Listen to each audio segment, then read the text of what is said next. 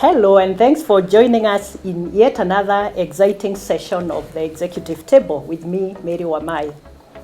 In this podcast, we look at the leadership journeys of our leaders from different sectors and industries, how they overcome adversity, their triumphs, their fears, their challenges, even their failures that they have to overcome in their leadership journeys.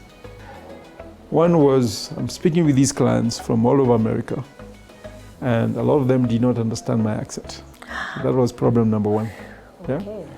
And that came across very well when I would go to meetings. I'm the senior person, but they prefer to speak to my juniors, who is American. They can understand. Because they can understand what they're talking about.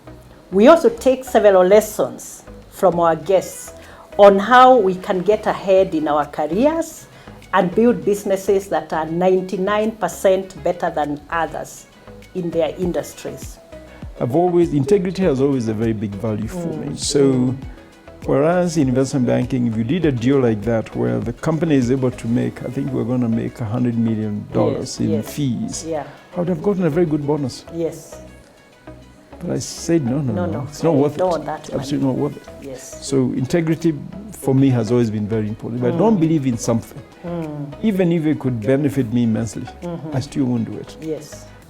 And position ourselves to take advantage of opportunities presenting to us and have better and more fulfilling lives. Today's guest is another village boy. We were born with 13 kids. 13. Yes. That's more than a football team. That's more than we had a football team and some reserves. And the substitutes were also there.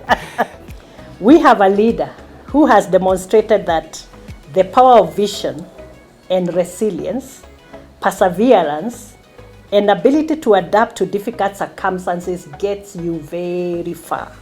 So I did not do my A-levels. What? I did not. What happened? So I'm one of the few who are school dropouts. His journey is one remarkable transformation that should inspire current and future leaders. The determination, technical expertise, and experience can transform one from humble origins to becoming a global leader. I didn't have a pair of shoes until I think I was about 10 years old. My next pair of shoes was when I was going to high school. We are in the NCBA Center, Upper Hill, today. And our guest is none other than Mr. John Gachora, the Group Managing Director and CEO of NCBA Group PLC.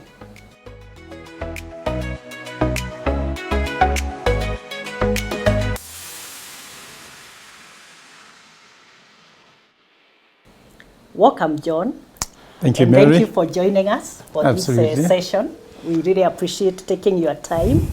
Glad to be here. Our viewers are eagerly waiting to hear the story from the one and only John. So let's dive in. All right. So I want to start with the early years, growing up. Where were you born? With who? By who? And what you did, all those escapades we want to know. You know, the boys, will be boys' story. Yes. What happened? Tell us about yourself. No, well, that's a long story. I was born in a place called Kamahendu. Can you pronounce that? Kamahendu. Kamahendu. Kamahendu. Kamahendu. Okay. Kamahendu is actually in Lari district in Kiambu, not too far from here. Yes. People confuse it with the Muru, but it's after the Muru.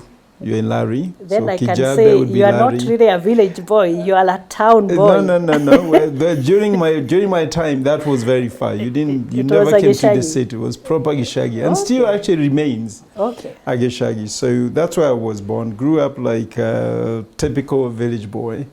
We worked on our my parents' farm. And I say farm, it wasn't that big, but it was a tea farm. And so that's what really educated us, was working on a tea farm. Often we would also work on a neighbor's tea farm and get paid. So my mother would take the odd jobs of, picking tea in neighbors' farms, and we'd join her, or cultivating neighbors' farms, and we'd join her. And so that's how I grew up. Went to the local primary school, again called Kamahendu Primary School. I was, in some form, some of my leadership showed up when I was young, in a sense that I was not a rabble-rouser, but always the leader. So if there was trouble somewhere, most likely I'm part of that leadership team. You're one of the so-called ring leaders. Exactly, ring leaders. When there was trouble. Yes, when there was trouble. But I was also quite a good boy. I would not I would do naughty things, but not bad things. So I wouldn't be the guy. I would never be the guy stealing. Yes. But I would be the guy telling everybody, please don't report who stole. That was me. So how many were you like in the family? So your parents were farmers? My parents were farmers. We were born with 13 kids. 13? Yes. That's more than a football team. That's more than we had a football team and some reserves. And the substitutes were also there. 7 girls, 6 boys. Okay. I was sort of in the middle. I'm 6th from the youngest, so 8th from the oldest.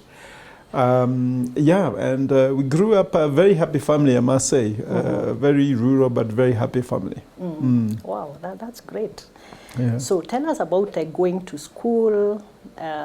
What happened in school? Did you become a prefect or sports captain, football captain or something? So the early years, going to school was a lot of fun for me. I went to school rather late. I think I started school when I was 8 years old because I had to be delayed to take care of my younger brother. I was, at home you don't have a nanny.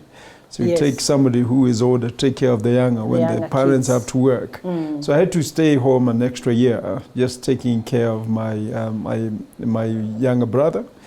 And also I was a short kid. So, in primaries back then you had to do what we call, shika maskio, where you had to raise your hand over your head to catch your other ear. To qualify to go to school. To qualify to go to school. And being a short child, I really did not qualify even at 7 years. So I ended up going to school rather late. So when I joined school, so I didn't go to nursery school like other kids. I went straight to Standard 1. Yes. And luckily, I was pretty smart from day one. So one of the things that happened very quickly was I was topping the class every time from class 1 pretty much throughout my primary school. And therefore, I was sort of a darling of the teachers, but I was also a ringleader on many other things. So I was there where they would say that when the prefect needs to be the smartest, then I'll be the prefect. But quite often I wouldn't be because I'll be the guy who will cause trouble anyway. So was I a prefect? Not actually. I was not. As a prefect, maybe a few of the classes, but most times I wasn't. But even though I wasn't, I still led on a lot of things because of the fact that you're the smartest, and the teachers would call you to lead on many other things. So I would be in choir, I'll be in the drama festival. Yes. I used to run as well, so I would do some running. You are athletic. I was quite athletic. And then cheerleading. Whenever they needed people to go cheerleading, when we were going to various schools, I would be the guy who would organize such things. So I was a very active young man, I must say. That was primary school. Yeah. Okay. Okay. So now, a lot of us, many of the stories we've had here is people who went to school without shoes and that kind of thing. How was it at Aladi? Yes, I don't know. I took it like natural expected that natural.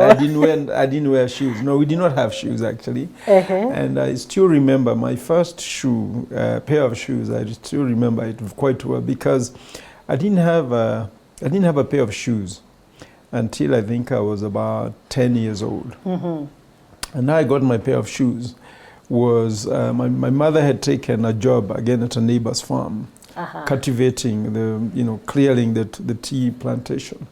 And so she came and shared it with us. Each one of the kids was given a portion to work on. So you're given an acre to work on. And if you finish it, then you're paid for it. And I took mine, worked very quickly. Mine was done. I paid some money, and I told her, when I get money, Mom, I want to buy shoes. So I got money, and immediately I went to the local butter store. That was the main company then for shoes. Yes. And I bought a pair of shoes, and the money I got was so little. What I could afford was rubber shoes, not real rubber. Rubber shoes rubber plastic, close to what we call today sandak. You've heard of The sandak sandak shoes. shoes, So yes. like the sandak shoes. Yes. But those were, we used to call them chomerera twende Uh-huh. because they were plastic, rubber. And if something happened to it, you just took a hot iron, burnt it, and if there's And then you put they'll it just back join, together. You put it back together. Yes. So we used to call it chomerera twende. So there were sandals, They were basically. sandals. No, they were shoes. They were actually shoes. Uh-huh. But they would be, because you're wearing them without socks, Mm-hmm. you'd wear them for the day, you'd sweat under those things. And they become So every slippery. night you'd have to wash them. Yes. Yeah, so I used Yeah. to wear them every day to school then. And every night I would come because I had no socks, I would have to wash them for the night. Mm. And one night I came home, I washed my shoes. This is why I never forgotten those shoes. I washed them, Yes. and you dried them at the fire. The Yes. fire were those, fire with three stones. Yeah, yeah. You know the traditional one. With the firewood and all. With the firewood and all. It's real raw Right, fire. real raw fire. So Yeah. I washed my shoes, I put And them beside the fire. beside the fire to dry. Yes. And I sit, you wait, they dry very quickly. Again, Yes. it's plastic rubber, then you go put them away, so you wear them in the morning. Tomorrow morning. And as I left them there, and I'm sitting next to the fire, I fell asleep. You dozed off. I dozed off completely. And by the time I woke up, Can't had all burned imagine completely. what happened? my shoes were Now burned. I imagine there's a smell that The woke smell you woke up. me up, and I'm waking up, I'm like, oh Oh my my goodness, goodness. shoes are gone. Your And they only were- investment They is had gone. gone beyond Chomerera Up 20. in- They were up completely in flames. finished. So What? that's why I've never forgotten my first pair. And I think from there on, my next pair of shoes was when I was going to high school. Wow. But then, what happens when you lose something so precious? Because for you, that was Yes. your most prized possession at this time. How did you feel? It was absolutely Did it- devastating. Yeah, Absolutely imagine. painful, devastating. And you had saved for it for how long? For so long. For so long. And I had worked for it even. Yes. I've worked for it. I had tilled land just to get to this point where I can buy myself a pair. And more probably because I had bought it myself. Right? Yes. I'm the one who had bought it. It's your first It's investment. my first investment. Asset. It Yes. was painful. But I think it taught me a few things. One, you love things you have worked for. Yes. Because other things that had burnt or gone that had been bought for by my parents, I don't remember. And you take care of them. You take care of them. But I remember these ones because I had worked for it. Yeah? Yes. So you value things if you have worked for them. If you have earned them, Yes. you value them a lot more. Yeah. And two, things you have worked for are very sweet. Yes. They're very sweet. You They're very lovable. enjoy them to the full. To the fullest. And so I sort of, at that point, I started teaching myself that I need to work for things because when I work for them, I enjoy them more. You enjoy them. But the third lesson I would say Yes. is that sometimes you also lose those things that you love. Absolutely. And you must find a way of recovering quickly. Absolutely. From You that. lose things that you'll have many losses in life, Exactly. just as you'll have many failures in life. Exactly. But those losses should not define your life. Remember them, never forget them. Yes. Because they teach you a lesson for next day. What not to do I can tell you since then, I have never dried my shoes near fire. near the fire. It will never happen. You don't want a repeat Don't repeat. of that story. Okay. Now, as a young boy, Yes. is there anything else that you want, you can remember that, because you are the ring reader, of the growing boys up. in Well, the village? I think the Tell one us. story I remember well, Yes. again, growing up, was and my manifestations of leadership and when it fails. So at some point, another neighbor used to have a huge forest of gum trees. Trees. Gum trees or cypress trees. And he had sowed a whole forest of them. And so there are many trucks that would come and pick logs The from logs. that forest. Yeah. And on a narrow road, we didn't have cars coming by often. So when a car would come, all of us boys want to chase it, just to get a ride. So we'd chase these trucks to get a ride. And So you would climb the truck, get into the forest. you want to climb. You want to climb. Yes. Yeah. So you're chasing them so they can give you A a ride, lift. a lift. Huh? Just to get a ride because there are no Just cars in the village. feel huh? that good, Just eh? feel that good as boys. Yeah. And this group refused to give us a ride. They refused? They refused. Others They don't used want to any give you the ride? Yeah, they would come. They would They give know us you a are ride. This group- troublemakers. Exactly. Yeah. This group completely refused to give us a ride. So we devised a plan to teach them a lesson. You and So your we fellow got- boys. Yes, we got boys together, all of us. We agreed when the truck passes, because they have to come back the same route. they'll go pick. They'll go They pick, have then to come back with the wood now. So like we wait until 3 trucks passed in there in the forest picking up trucks. Yes. The logs, we got on the road and put logs along the road ourselves. We carried logs that we had stolen from that forest. You blocked the way. We blocked the way. Like from every 300 meters, we put a log like that. No way. And I'm telling you, when they were coming out of that forest, they would be driving and you hear, stop! There's something here. There's something on the road. They would all stop, get out, remove the log, go to the next 300 Find meters. another one. And as we're hiding in the bush, laughing at this point. Now you are just It watching is annoying. We the are in the bush, just laughing. Eventually, they found out where we were hiding. And obviously, they chased us You and we were ran caught. away. No, we weren't caught. You are not caught. We ran away. Uh-huh. But I think they devised a plan. Uh-huh.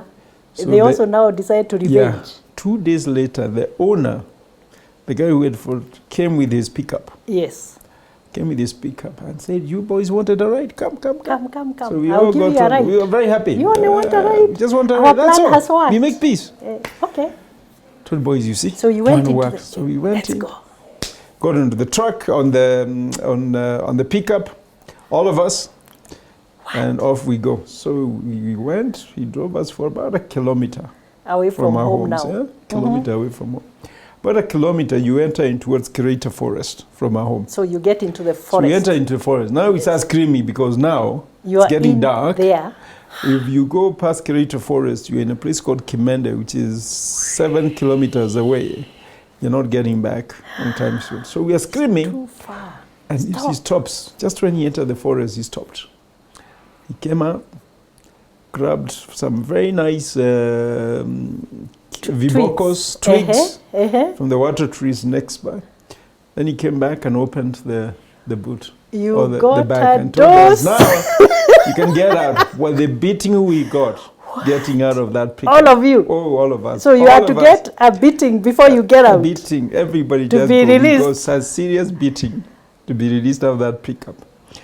I can tell you, from there on, first of all, obviously, the boys were very upset with me because I was the ringleader. You are the one who has led us into trouble. You are no longer the popular leader now. But I'm telling them, but you got a ride. That's what I was trying to get you. I got you the ride. Yeah. But from there on, we actually behaved quite well. Yes. Around the You trucks that learnt would your come. lesson. So we learned our lesson. You learned your lesson. Big lesson. But you know, boys will always be boys. I hear them say. Boys will So always I be guess boys. you are just being boys Yes, at that indeed. age. You know, Indeed. and you are doing what you thought was the best. Indeed. Yeah, and you are also learning lessons. You learned Yeah. many lessons, You learnt obviously. many You lessons. learned when you lead in the right way. Yes.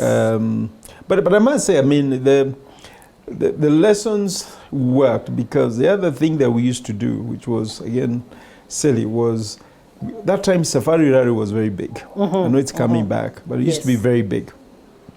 And so you'd have many mini Safari Rallies preparing for the main one. For the main one. And there was a mini Safari Rally that used to pass by our Through your place. village.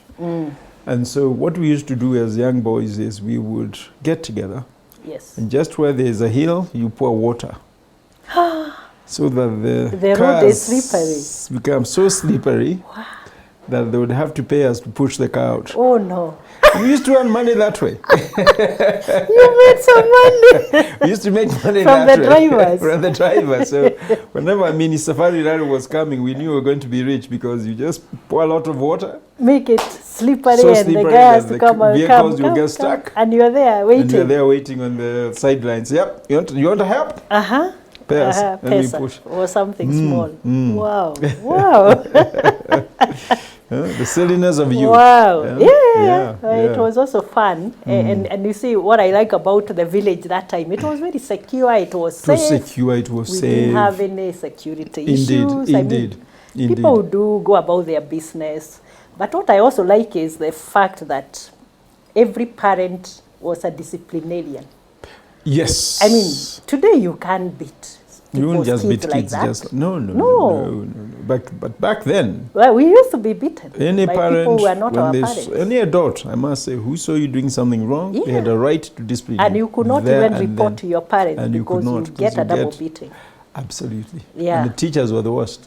Even teachers. Teachers, Yeah, parents will discipline you, the neighbor will discipline you, and if they cannot, they'll tell you, report you to the teacher. Yes. That was the worst, because the teacher was the strict disciplinarian in the village. And it was accepted. It was accepted. Yeah, so I think in a way that shaped us in a way. Yes. Yeah. So what was your favorite program on TV when you were growing up?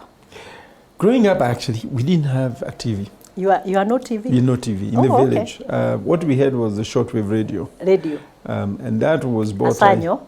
Asanyo, exactly. How did you know? Sanyo. Si hata kwetu we had one. Sanyo iko juu, iko tops. Sanyo, yes. That used to be the commercial. Yes.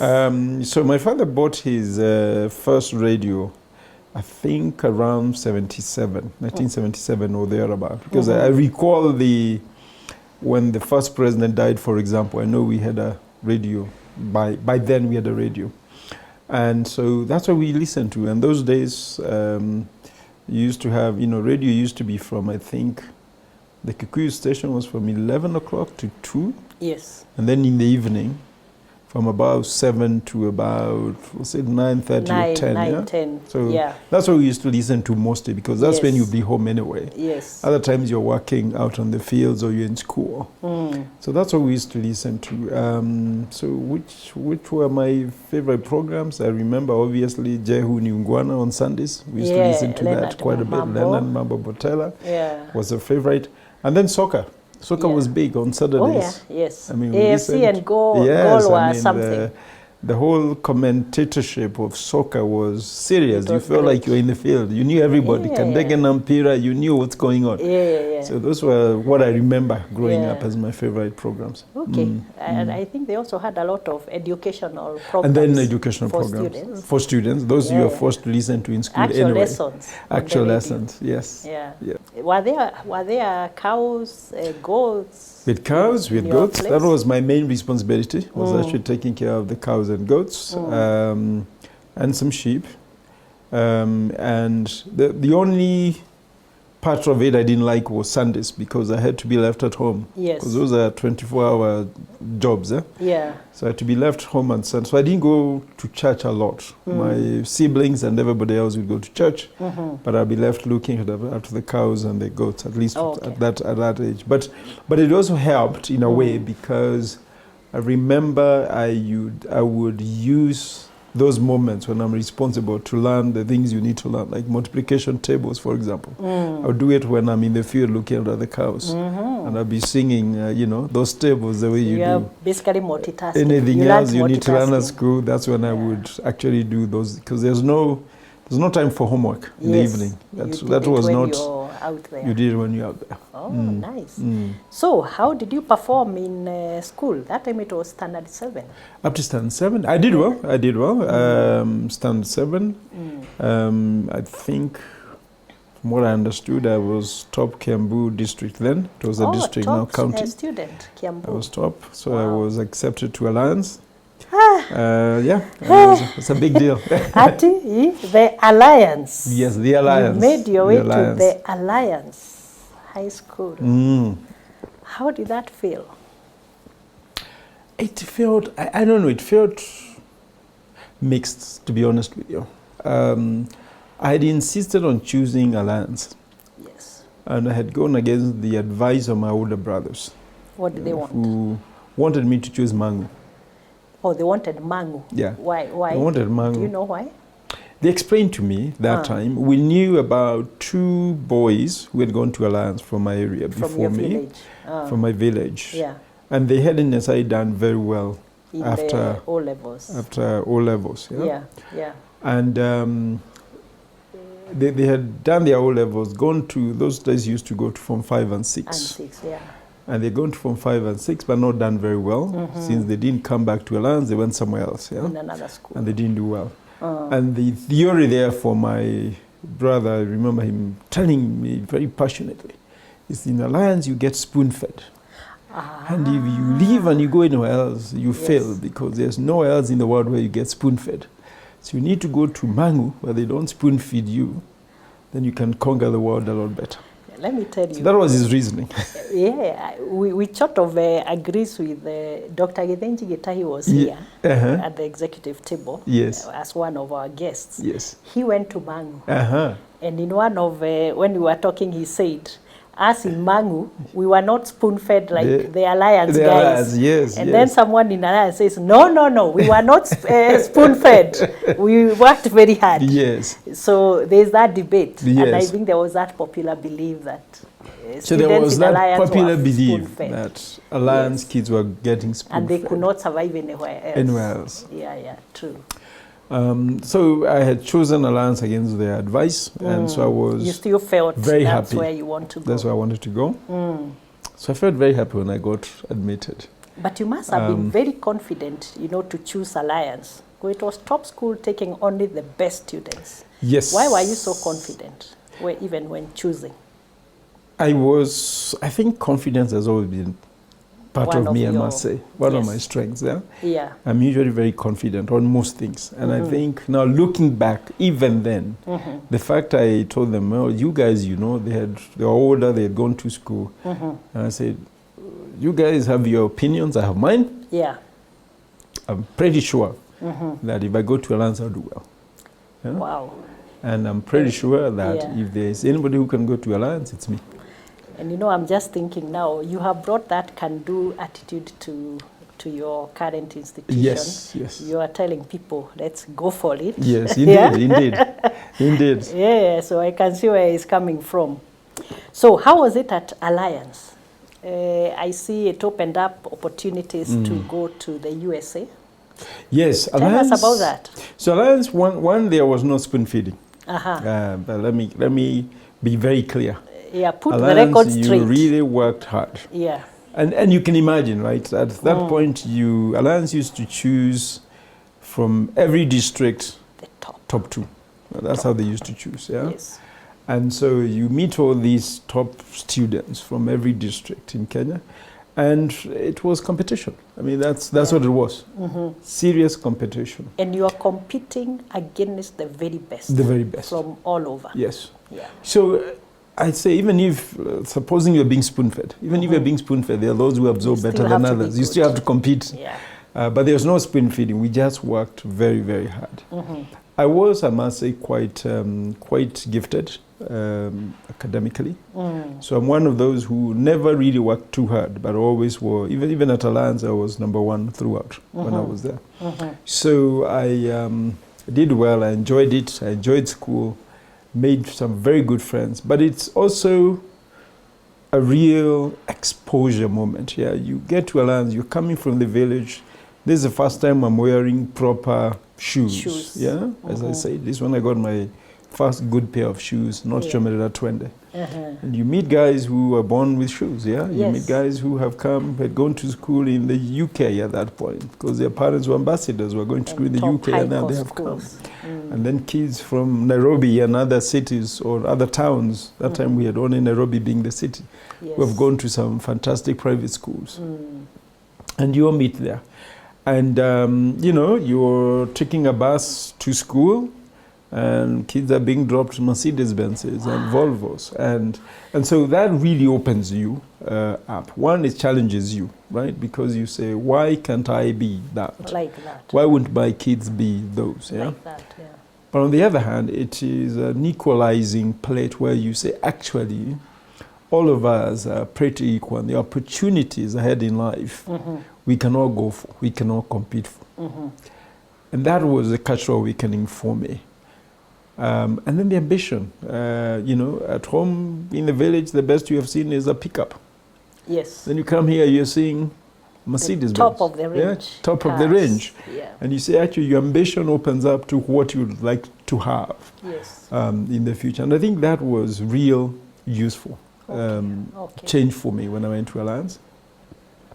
Enjoyed every moment of it. Got very involved. That's where I was a prefect. That's where I was a lot more involved in club life, a lot more clubs. I tell the story that one of the club I was very active in was Young Farmers Club. Young Farmers, yes. So when it came to elections and I was elected chairman of Young Farmers, and I went home and told my parents that, well, I am really now into Now you're school, feeling on top of the world. top of the world. I've You're just been now elected chairman of young farmers. You know, my father just looking, and he asked me, I took you to Alliance to be a farmer. What? And I felt, yeah, you should be proud of You me. can see all the way to Alliance, top marks, just to be and a here you are becoming a farmer. Like me. What Said, has no, changed? No, this doesn't work. So I asked him, what should I do? He said, I don't know. I never went to school, but don't you have a debating club? Actually, we had a debating club. Yes. Don't you have something where you have to lead people? I said, yeah, I'm more leading. exciting. He said, no, but these are farmers. You can do it here in the village. Becoming a farmer. So really, he challenged me. And I said, okay. So I asked him, so you don't think I should do this? What do you see? And actually, I remember him saying, I see you as a leader of people. Yes. And he was asking, is there another club where you can A real club. talk to people, lead people, discuss big things? Is there a club like that? And I've never forgotten that challenge from my father. Because I guess I can understand him is thinking about what he does every day. Yeah. He's herding cows. Herding cows. He's taking care of the tea. The tea, The other shambas, usual yeah. activities in the farm. And he's So thinking, he can't see how you have. You've taken you You here. have refused to upgrade even your Exactly. thoughts and your thinking. yes, that's what he was wondering. You haven't found You leadership couldn't understand your differently. new ambition Exactly. where it was coming from. Exactly. But did you feel let down by that reaction? I did, but I also feel very challenged. Okay, I felt very challenged because, to review your ambition. absolutely, Yeah. because I was like, okay, if there's no leadership, what is leadership? That's what I asked myself. In the example. If my father doesn't see this as leadership, what is it? And what he said is, I remember him saying, leadership starts with talking to people. Yes. That's what he told me. Yes. I see you in future, you'll be talking to people. Is this going to make you do that? It's well challenged. Wow. That's amazing because I think we always say that, like me, I always say that our biggest role models Yep. are probably our parents. Yes. Because even though they didn't have a lot of formal education like we did, but they had that intelligence Yes. based on life experiences. Indeed. Yeah, Indeed. And what they told us, it made a lot of sense later. Wisdom is real. Yeah, even if it didn't make sense that time. Yes, Yeah. wisdom is later real. on you thought about it and you're like, yeah, this makes a lot of sense. Yeah. So back to Alliance then. Because of the fact that I was, as I said, a fairly good student, quite obedient actually. I was not a ringleader at Alliance, so I wouldn't call this myself time that. you've toned down? I toned down quite a bit. Yeah. So when then it came to, Alliance had a wonderful exchange program with a school in the US called Brooks School. And so every year Alliance would send 2 kids and Brooks would send 2 to Alliance. So we'd have this exchange program, which was fantastic because you go there for 1 semester and they would come here for 1 term. Semester. Okay. So that time the kids that used to go were Form 5. So you had to come back to Form 5 to be sent. And but they would choose when we're in Form 4s. Who is to go next year? So one was... Did they assume that you will come back to Alliance? So I was just going to say exactly that. They had to be sure you'll come back. Yes. So by the time I was in Form 4, they were very sure. You will come back. Come back. So I was selected to go to Brooks. And I remember not the headmaster, the senior master then, a gentleman whom you know well, Mr. Kaemba. Yes. Was my senior master. Yeah, I worked with him. Yes, Yeah. Mr. Kaemba is a fantastic man, Good. great mentor of mine. Yeah. Man, we've been friends for many, many years. Not forgotten what he told me that time when I was selected, because it was office that would go through this process. Called me and told me, now you've been selected to go to Brooks. Next year. So one is we are assuming you do well in the exams. You have to do well. You have to do well. So you must come back. Then he said, but more importantly is make sure you think about how you can take advantage of this truth. That opportunity. See, when we discussed it, we all agreed, like someone like you will never get another opportunity Yes. to go. Yes. And that actually was a real challenge for me. Yes. Because he was basically saying, this is your one chance, Yes. your one opportunity. Really change your life. Yeah? Completely. And even told me there was a lot of debate because we were saying who can take advantage of it. We said nobody would question your academics, but obviously there are many interests. Yeah, of but who you see gets to now, go. on academics in Alliance, I imagine, many people qualify. So they have to look for that other reason why it is John and not Yes, James who yes, does yes. that. Mm. Yeah? So he told me one of the deciding moments was I said, we need to give to you because you qualify. And you probably, the other kids who have been considered will get an opportunity to go on their own if they wanted. Yeah. You will not. You will not. If we So don't you give better you this take chance. advantage. Wow. Wow. That's amazing. So yeah. So that was a fantastic opportunity that I got. And so when I went to Brooks, the one thing I did was visit schools, take time to visit schools, find out what it takes to get to an American university, and really teach myself what do I need to do to come back here. So what kind of a school was Brooks now? Brooks is a private... Was it like the alliance of the US, Massachusetts, or... It's a very, very good school. I wouldn't say it's one of the top, actually. Top school. Top schools, indeed. It's one of the top schools. But they're also one of those schools that are expensive private schools that give their kids a lot of exposure and has done very well for a lot of the kids who have gone there. Yes. They had exchange programs with schools in Kenya. I think it was Alliance and Hillcrest in Kenya. They had exchange programs with schools in South Africa at that point. Okay. And a number of other countries. They would send kids. So they had, actually, it was one of those schools that had learned that exposure for their students was very important. Yeah. So it's a school that I really admired and still do admire. Yeah. Okay. School. So when you went there, so tell us about, for instance, the culture shock. Did you have any, or how did you make the adjustment for one semester? It was short. One semester was short, so you didn't have to adjust too much. And it's within an institution. It's within an institution. Lived on campus, so didn't have a lot of adjustment. Perhaps the thing that it did for me was it was tremendous growth moment, honestly, for me. Yes. And the growth moment was, Alliance, we were used to rules, right? It was very rules-based system. Yes. Obviously, coming from the days of Carrie Francis, we had carried it forward. Very structured. This is the structure, you obey rules, there are areas you should not go, there are things you should not do, and punishment parade every Friday and Saturday, you know, it was very clear.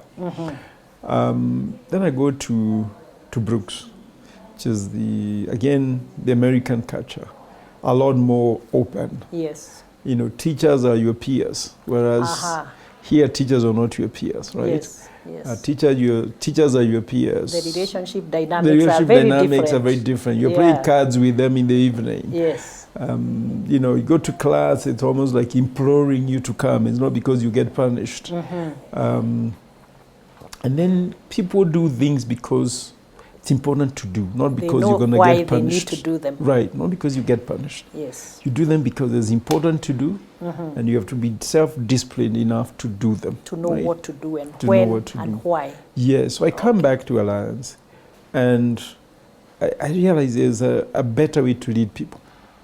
And that's one thing I remember clearly changing from being, I was a prefect in Form 4, I come back in Form 5, I go to this thing, then I come back and I'm appointed, I'd been appointed prefect again in Form 5. And I come back and decide you can't lead people the way we've always done. You can't punish people the way you've always done. And it actually got me to a point where, remember one incident where I was in charge of punishment parade myself. You'd have a senior prefect and then a number of prefects in charge, or a junior prefect in charge. So I was the junior prefect in charge. And you're given all the names of people that must get punished. You dish out punishment, go wash these toilets, go dig a hole there, do this, sweep this. You give all kinds of punishments. And I remember a couple of times, I would sit there and I would say, now, one kid had been punished because he had gone to the big hall, one of the student halls, and he had written the way kids like to inscribe their name. John Gachora was here on a big bench. On the wall? On the bench. John Gachora was here in the hall. So, unfortunately for the guy, he wrote his own name. So he was caught. So of course he was caught. He left the trail. So he's supposed to be punished, or clean it up, get punished, other punishment, all kinds of things. And I remember I just sat down with him. I said, "Did you do this?" He says, "Of course I did. Yes, I my did. name was there. That's my name. I did. Why did you do it?" And he explained to me that he had having some issues. I don't know where. He felt unrecognized. He had many, many reasons. I just said, "You know what? Actually, I cannot give you punishment. So I'll let you go, let that name stay there for a week. And after a week, go remove it. And if you don't feel like removing it, come and talk to me." Now, that did not go too well with the leadership. Because they're wondering why you are not Why don't you force him to remove it that day and punish him as and per whatever. the rules? And then the other kid was a bit older than me. He was in Form 6, I'm in Form 5. I don't know what he had done. It was a big thing because he was supposed to go wash toilets. And I looked at him and I said, "You're my senior. How can I, in good conscience, have you wash toilets?" Yeah?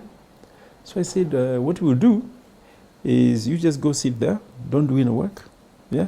Yes. Come and tell me you are sorry for what you did. And I'll write here that you washed the toilets. That's what we did. So again, did not go down too well. Wow. But I was basically saying, if people understand their mistakes and own them, help them work through them, yeah, whatever they are to going me, isn't through. punishment about reform?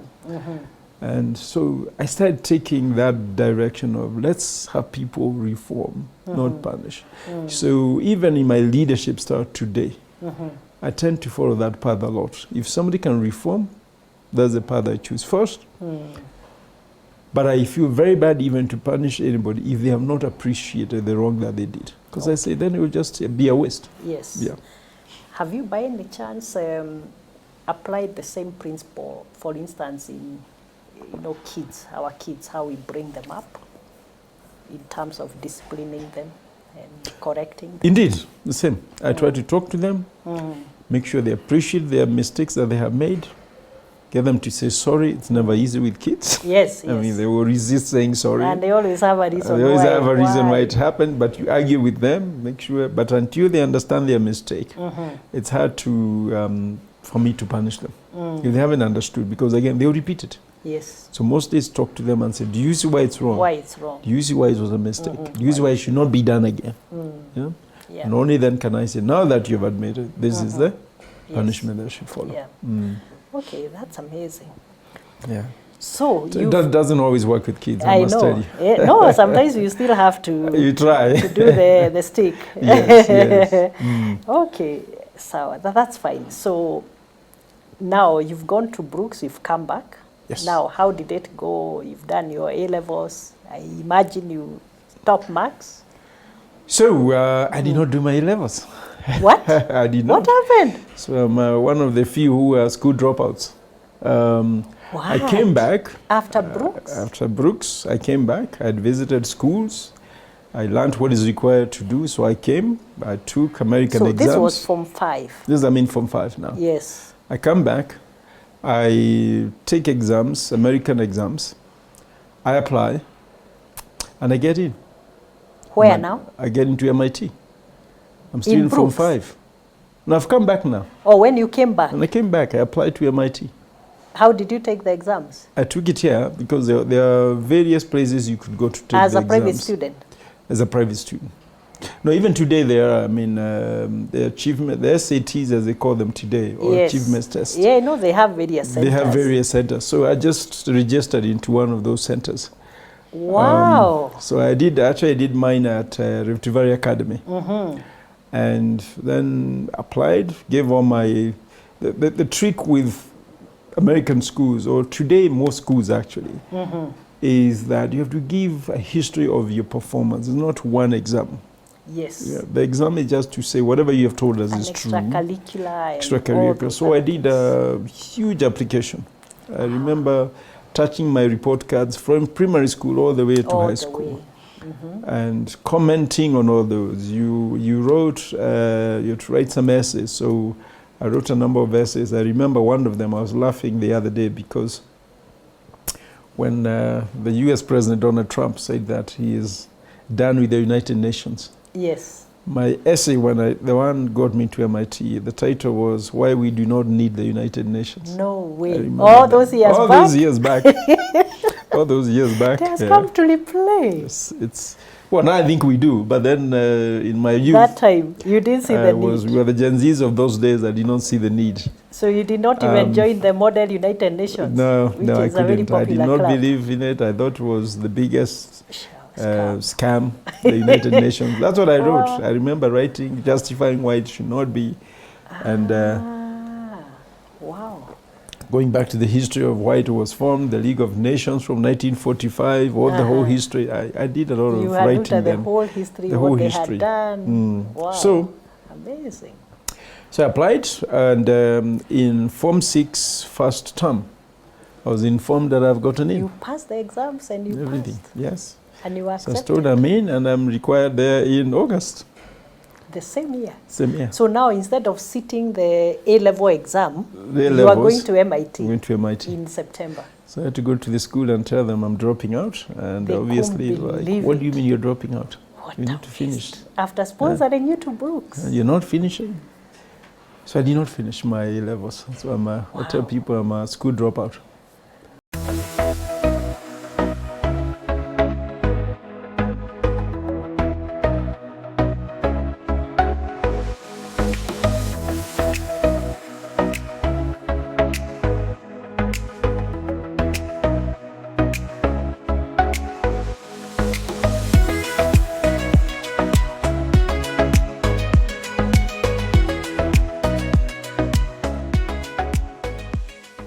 How did the ambition to join MIT specifically come? What triggered that thought? I think that I could actually sit these exams as a private student, and I know if I apply to MIT, maybe there's a chance I might be taken. Yes. Yeah? How did that come? There's a lot of, we talk about role models, and there's a lot of room for role models. Because for me, I had seen two boys from Alliance go to MIT. Yeah? Before you? Before me. And I knew them. Okay. And having known them, when I visited MIT, I asked myself, how did they were there get when in? you were They were in there. Brooks. I didn't see them. I don't think I saw them. But they were there. Okay. And I asked myself, how did they get here? So I spent a lot of time in the admissions office at MIT. Asking questions. Just asking questions. Looking for information. Looking for information. Wow. What do I need to do? How can I get the application forms?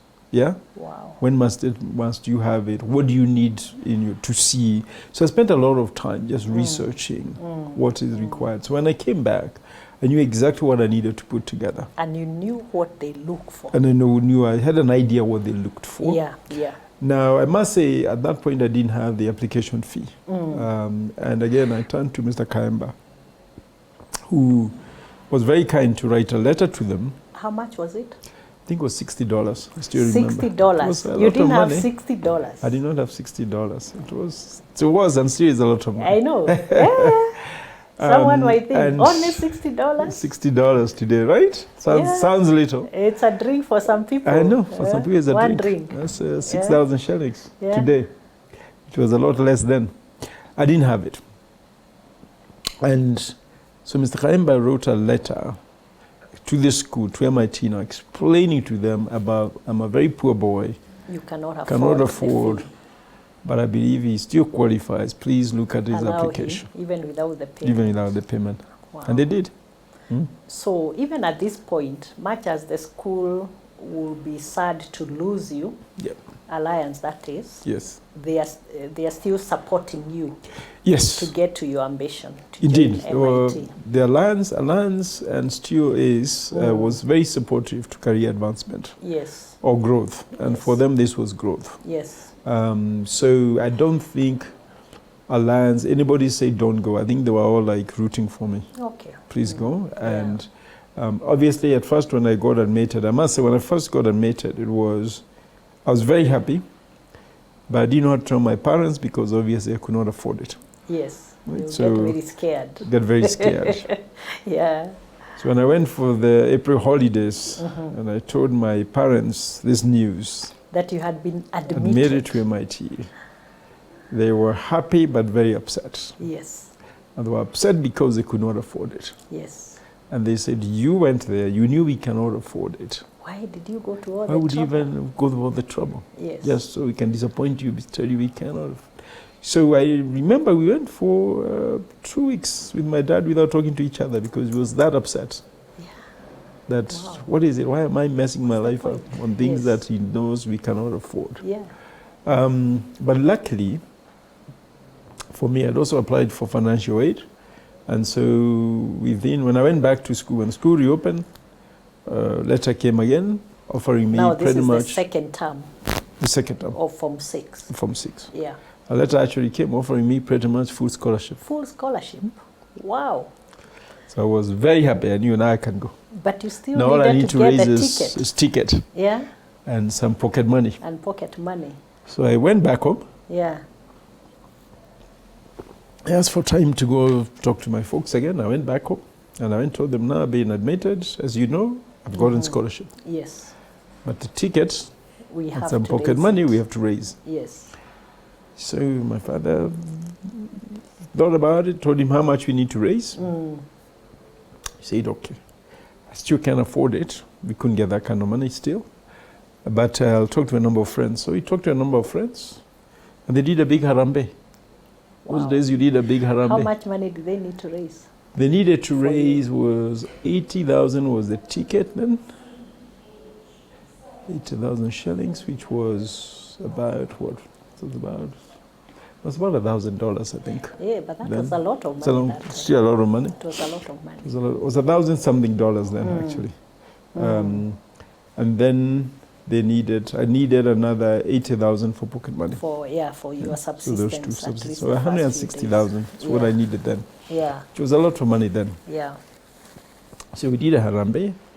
And I must say, some of the people who contributed to my harambe, I met them later in life. And I'm very, very glad that they did because that's really what enabled me to go. To go, To go to MIT, yeah. MIT, here we come. Yes. Are you feeling lucky? It's finally happened. It's finally happened. Absolutely. How are you feeling very- now at this time? Now I'm feeling really, really lucky. You've left Kenya. I have not finished my A-levels that I said, so I'm sort of a school dropout, but obviously I've jumped a year ahead.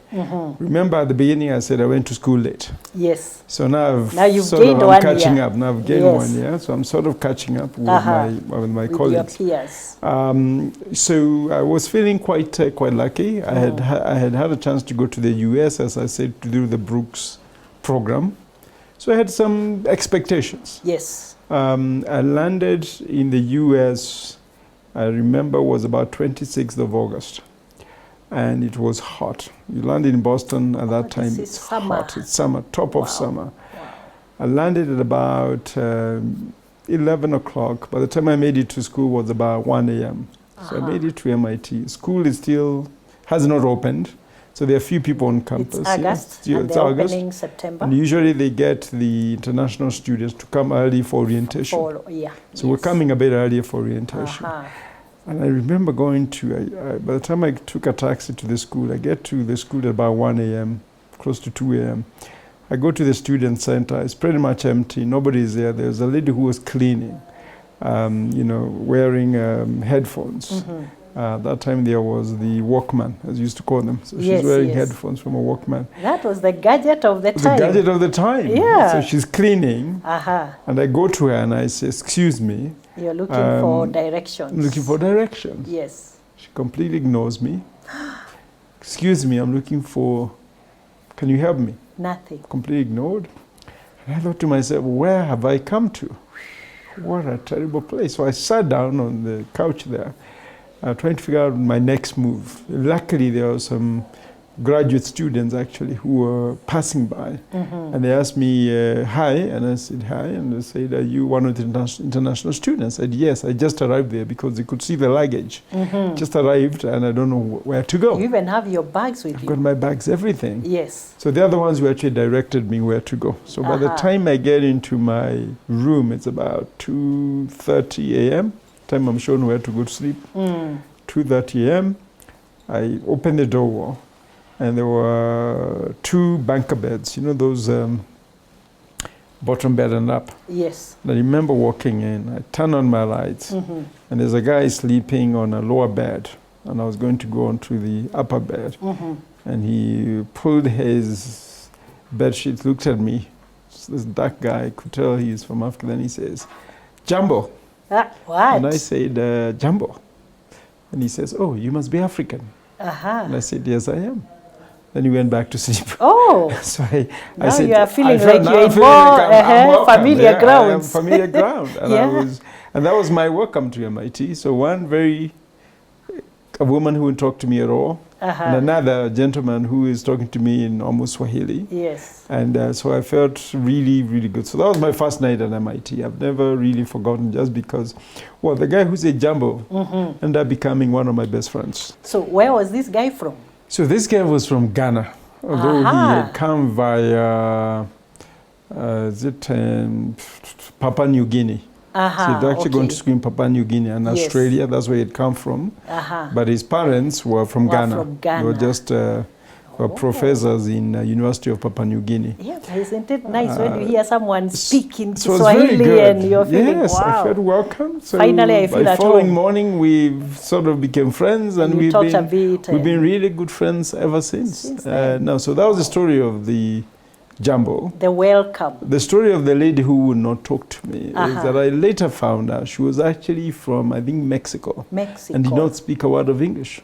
Oh. So it wasn't that she was ignoring me. She actually did not understand. She had no idea what to tell you. Yes. Or what you're saying. Exactly. Don't we judge people sometimes and we have no idea where they are coming from? Before you know their story. Absolutely. Wow. Okay. God bless her. Wow. So how did now the education part go when you finally started? So MIT was interesting. First of all, you go there with a big head. You know, you're smart. As I said, at Alliance, I was the top student. When I go to MIT, we had been conditioned to think Americans don't study too hard. Therefore, you're going to go and you're going to be the best student. Yes. But shock on to me, MIT had very, very smart people. You found I good met people. some of the smartest people in the world. Wow. Absolutely. People who, you know, I didn't study too much myself, but people who not study at all, and the following day when we do exams, they are top. Top, yeah? Yes. And that intrigued me a lot. But I got very involved in a lot of things, student housing leadership. I got myself quite ingrained. At some point, by the third year, I was president of the African Association. Wow. With the gentleman being the secretary, that guy from your Ghana. Friend from was now the secretary. Yes, okay. And met some really good people. I was also then involved in the Free Mandela movement. Mandela was still in prison. He was still in prison. It was still apartheid time. It was still apartheid time. Yeah. So I was in the Free Mandela movement. So when I see Gen Z what did you movement do? today, You were I doing remember those days, mobilization. For meetings. With a mobilization, a lot of demonstrations, collecting contributions and sending them to help the ANC then. So we were quite involved, and I must say, as luck would have it, when Mandela was finally released and he made his maiden tour to the US, he actually spoke at the Boston Commons. Wow. And I was one of the people who met him. Wow. there. So you had played a significant I played a role. significant role on this movement. So that was a highlight. So actually. for you, watching Mandela becoming the president was a big thing. Was a big thing. It was a big thing. Exactly, because I was an activist. We had done all these things on our And little small things. I mean, Yes. not big, but our little small in things your we own had way. done in our own way. Yeah. So to see him released, then come and visit, and then had a chance to actually shake his hand was fantastic. Wow, that's a great man to have shook hands You with. know, exactly, exactly. You know, Wangari Maathai, one of the lessons I learned from her was when you have the chance, Yes, do the best that you can. It's never too little. absolutely, absolutely. Yeah, so I imagine you took the same principle. The same principle. Do the And best your you can with contribution what at you the have. end of the day mattered a lot. Yeah. Yes. Wow. So what about on the career side? The career side, so I decided to study electrical engineering. Aha. That was by almost default, to tell you the truth. Why I was good in electrical math, I was engineering? good in physics, I was good in sciences. Aha. But really I was equally good on other things. And in fact, as you might remember when you went to Form 5 those days, you had to choose which subjects to do. Either science or humanities. And humanities. Yeah. And Alliance had this thing that if you're very good, you sort of were driven towards the sciences. Yeah. Yes. So I was one of those who had done well in all my subjects. And so I could choose either. But the school sort of tells you what you have done. It leads you to I a think certain you should do direction. sciences. I think you're a science Yes. person. So that's what I did. So for you, it was a continuation of what you had already started. We'd already started. In A-levels. In A-levels. Okay. At A-levels, I decided I'm going to do engineering. Therefore, I just continued with my engineering, electrical engineering. Yes. And MIT, being a very big engineering institute, was the right place for what I wanted to do. So I was very happy to be doing that. Yes. I learned a great deal. It's very practical. This was when internet was being founded, so we were some of the people testing the very early versions of the Trying internet. to understand how it works. Yes, the web was being tested then at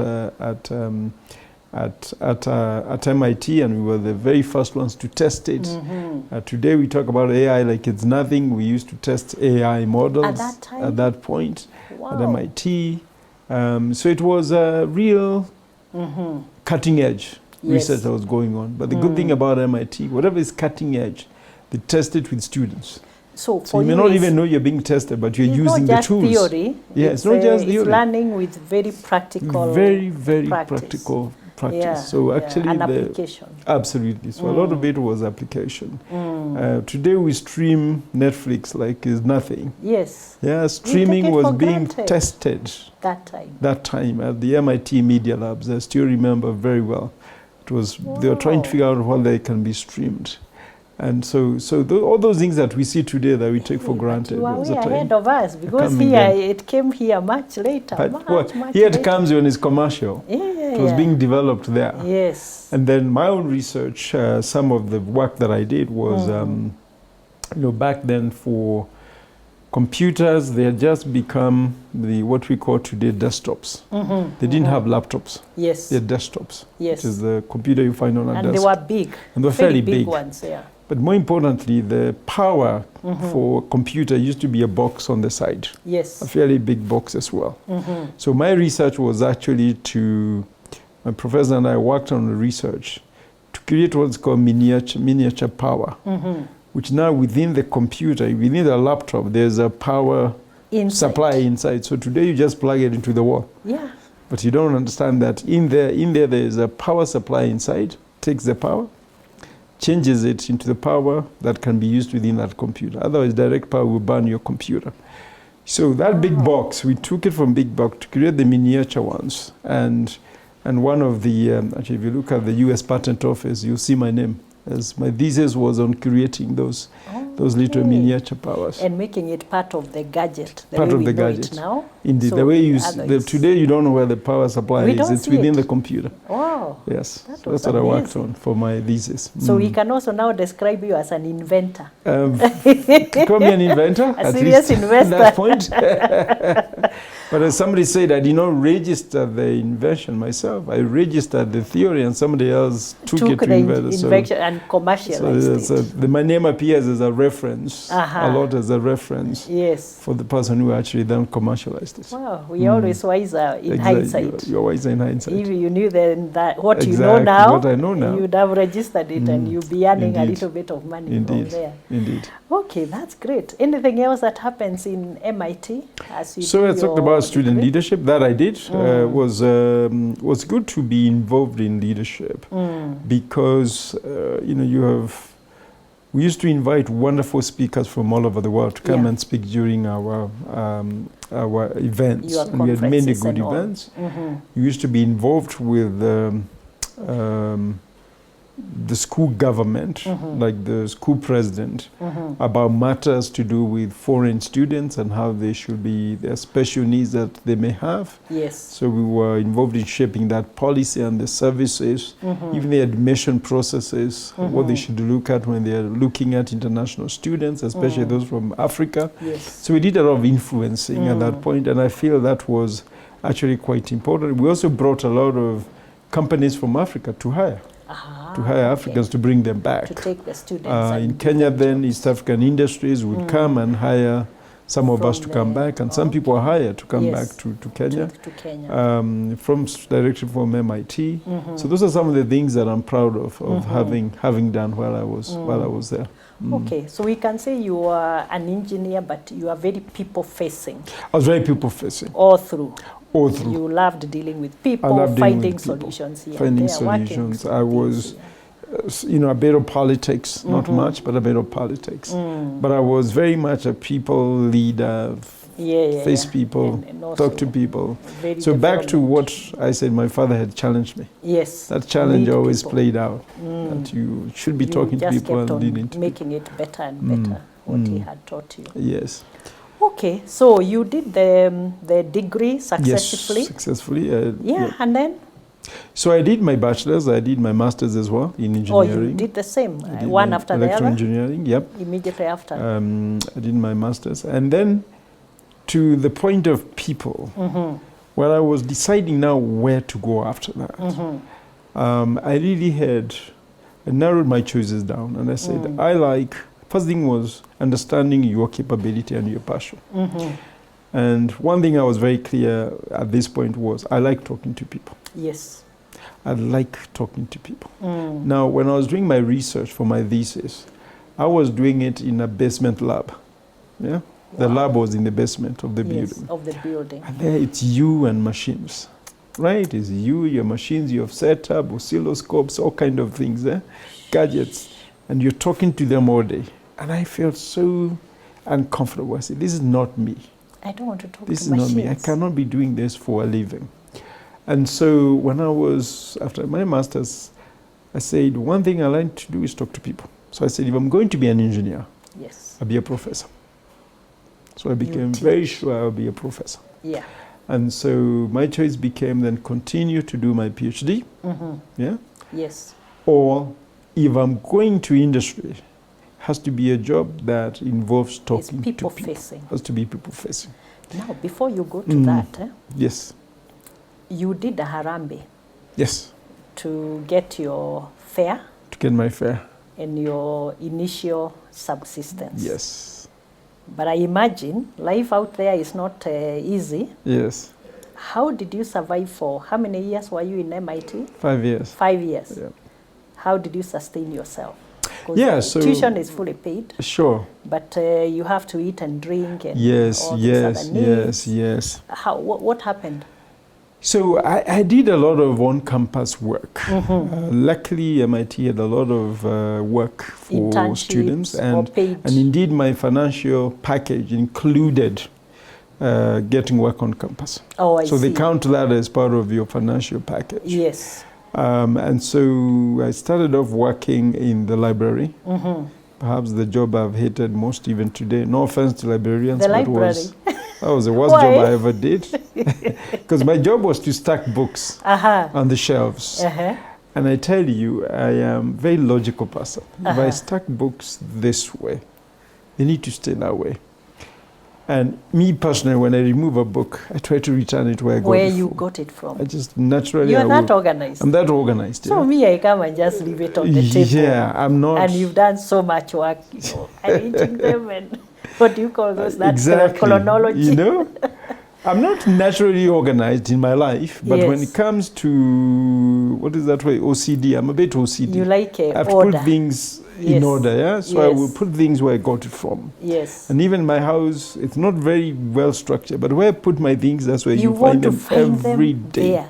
That way, but if you move it, I'm confused. You are totally lost. Totally lost. Yeah. So being that kind of person, when you work in a library and you arrange books, and I would arrange books very nice, and behind me there'll be a character or a couple of people who are doing research, and they'll take a book, open one page, drop it on the floor. Then go take another one. I'm like, how what's wrong annoying. with people? What's wrong with people? And I used to get so upset. So by the time I'm done working, I come out there just fuming. How long did you do that? I you did don't that sound for like you one. stayed for I too did long. not stay for long. One semester only. You couldn't take it I anymore. could not take it anymore. So from there, I moved and I got another job, which was more heavier duty because I actually would transport books and paperwork from the printing store on campus to various classrooms or lecture halls. Or the so library? Exam materials, whatever, they'll be transferred or to a library whenever they were required. So that was my job. Yes. So I'd come there with a trolley, fill up cartons and cartons of paper, and the take them to the instructions to take them. Back then, kids didn't have computers, so you actually, the professor would print out lectures. And then they would be taken to class, distributed. So that's what I would do. So that was my job. Okay. And I actually, looking back, I enjoyed it. That was more interesting than the library one. Yes, the work was more physically demanding. But the people you interacted with, first of all, were good people. Yes. Library, you are alone. Yes. Nobody's talking to you, just people removing books, dropping them, and you having to come back and clean after them. This one, I would spend quite a bit of time at the printing store, and the manager there was an old gentleman that we had become very good friends with. We would have many stories to tell. People who worked there, you'd have many stories to tell. Okay. So that was very good. I got to know a lot of professors again, because they would be telling me what to take their paperwork and what I need to check before I take it. So I made very good friends who are professors, or even when I'm sitting there, I'm reading some materials that professors are teaching in other classes just to find out what's going on. So actually, that one I enjoyed. That one I enjoyed. But still, I'm not made for manual work. You remembering your father's words? Yes, I'm not made for manual work. You now just transport those words. Not farming this time. Exactly. But still, exactly. I am not becoming an engineer to do this, right? This is not me. No. So at the end of first year, so I've gone there August, semester 1 ends in December, semester 2 begins in end of January, February, then until May, June. So by that time, I met a friend of mine, or a gentleman who was in my class. I wouldn't say necessarily a friend of mine, an American guy. And I asked him, so he told me, I asked him what he does because he was also working. He's also a student. He's also a student. He told me, no, I'm working as a computer support. Now, actually, what happened was, at the printing shop, there was a problem with the computers. Now, laptops at this point had started coming. And they had a problem with computers. And when they called for support, my classmate came to help. So I said, wait a minute, you're the guy who... what do you do here? Yeah, he said, I'm here to help with computer problems. They have a problem. Said, so what do you do? To me, he works in the Center for Computer Support. I said, oh, really? But you're in my class. He said, yes. I said, so how do you get to work there? To me, well, you have to be good with computers and, blah, blah, blah, blah. I said, oh, really? Yeah, that's what I need to do. Yeah. So I said, who's your manager? So he gave me a name. Her name is Joanne. I still follow her on LinkedIn. And I called Joanne and I went to see her. Went to see her. And now I said, the boss the of boss. This guy. I said, Joanne, I'm interested in working here. What do I need? She told me, are you good at computers? I said, not really. You need to be able to fix computers. You need to be able to dismantle and fix a computer. You have to be able to program. You have to be able to do this. I say, really? Okay. So I thought to myself, there's no way I can get this job. I have no idea how. So I asked, how much does it pay? Oh, it was paying double what I was earning. I said, wait a minute. I will deserve the comment. Wait a minute. Still, it's So not a lot of money, but it was double what it was paying. I said, my goodness, surely. Double. Are you looking for people? She said, yeah, we'll be looking for people. People who are graduating are leaving, and we will be... Oh, they need replacements. They need replacements, obviously. Yeah. So I said, please, I'm coming back. That week I went home, bought my whatever savings I had, I went and bought a computer. What? And just taught myself for 3-4 weeks. All I did was dismantle the computer, fix it, try to program, learn to program. I mean, computers were simple then to do. And I did that, and by the time 3-4 weeks ended, I was very sure if you ask me about anything about a computer, I can probably answer. After 3 weeks? 3 weeks. But I wasn't sleeping. This is like every day you come home, that's all you do. Sleeping at 4 a.m. Yes. So you're doing, when you're young, you can stay until 4 a.m. and still be productive the following day. Yes. These days, I don't know about you. Yeah, you can't do that now. It's not possible. Yes. I did that, and when I went back, so Joanna, I told her, so after 3 weeks, you go to Joanna and give me work now. I'm ready. I can do it. She tested me. Said, okay. You're good. A few areas of improvement, but I think we can. You can work. We can start you off. Yes. That's how I started with my computer journey. So you got a job with computer support. Computer support. Wow. Yeah. Wow. And that's so. Throughout, then the rest of the time I was at MIT, I worked there for a couple of years. This is. Yeah, for about 1.5 years actually. Then I got, now having become very good, in one of the departments I was supporting, it was called Center for Advanced Studies, where they would get students, but they were industry practitioners. They would come to do a master's or continuing education. Yes. So that was the Center for Advanced Studies. It was really for industry. There were, at some point, I had helped them during these call-outs, going to help them. Or when they need support. They need support. So I met the leader of the department. And so when they needed now to get an in-house computer person, they called me and they said, would you want a job here? Oh. And again, it was paying quite a bit more than I had. Not even double now. No, it was paid a lot more, and you get to get an office. I mean, it's a real job. It's a real job. It's a real job. They gave me an office, everything. So which year are you in now? No, I'm in third year. Third year. I'm in third year. Okay. Going to fourth, just going to fourth year. So I took that job, and then I became part of that program. And again, I met a lot of interesting people. One of my best friends in Kenya actually was a gentleman I met there. He used to work with, I think, Kenya Airways, and then he was a lecturer. And so he had come to get his master's in transport studies. Yes. So we became very good friends. Even today, he's one of my best friends. And then made many other friends who were in that. You know, the guy who was doing my job before was a PhD student. Yes. And indeed, he was one of the people who helped me make a decision on careers. Yes. Because he was doing double PhD in aeronautics and electrical engineering.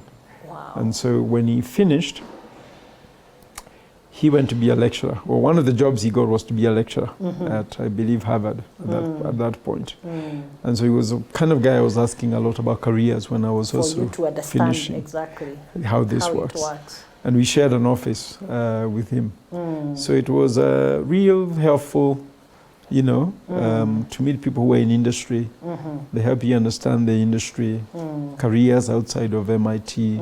So I gathered a lot of information so that by the time I was now looking for work myself, had a lot of good information. You knew exactly what to look out for. Yeah. So I think what you're telling, especially the young people, is they need to get a lot of information from people who have traveled the path before them. Yes. Because that will enable them to make the right decisions. I mean, we say you don't have to reinvent the wheel or make the same mistakes that people ahead of you did.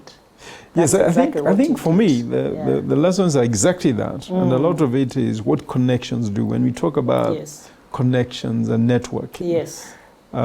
in everything that I've mentioned, there was an element of networking, Yes. right? It didn't happen by, I saw it in the papers I applied. A lot of it was Background work. networking, A lot of work. background work, but also the networks. Ask Yeah? so and so. This how gentleman does this came to work? fix computers where I was. Asked him, what do you do? Yes. And that's how I found out about what he does, and he took me to the boss. Then you put in you have to do the hard work. You have to do the hard work. The next job I got was because I used to go repair their computers or teach them about new programs. Yes. And again, when the opening came up, I was the first person they were thinking about because I networked with them while they knew of me. And they already knew what you They could already have knew done. what he can do. Yes. And then when I was graduating, the fact that I met all these people were in industry, the networks, I had used them to understand how is it like to work in the industry. How do you make career choices? Yes. What mistakes have you made yourself and would you do differently? So the good, And the bad, those and the- networks are very, very useful. You understand a lot by just listening and talking to people. It's not networks. I see networks today. A lot of people think networks is where I can call and say, Mary, can you get me a job? Yeah. That's not a network. And they have no idea That's not a what you network. can do. A network is when they talk to you. Mary, how did you do it? Yes. Who should I talk to? Is that Yes. more mentorship, coaching? Where do I need support? Where do I need support?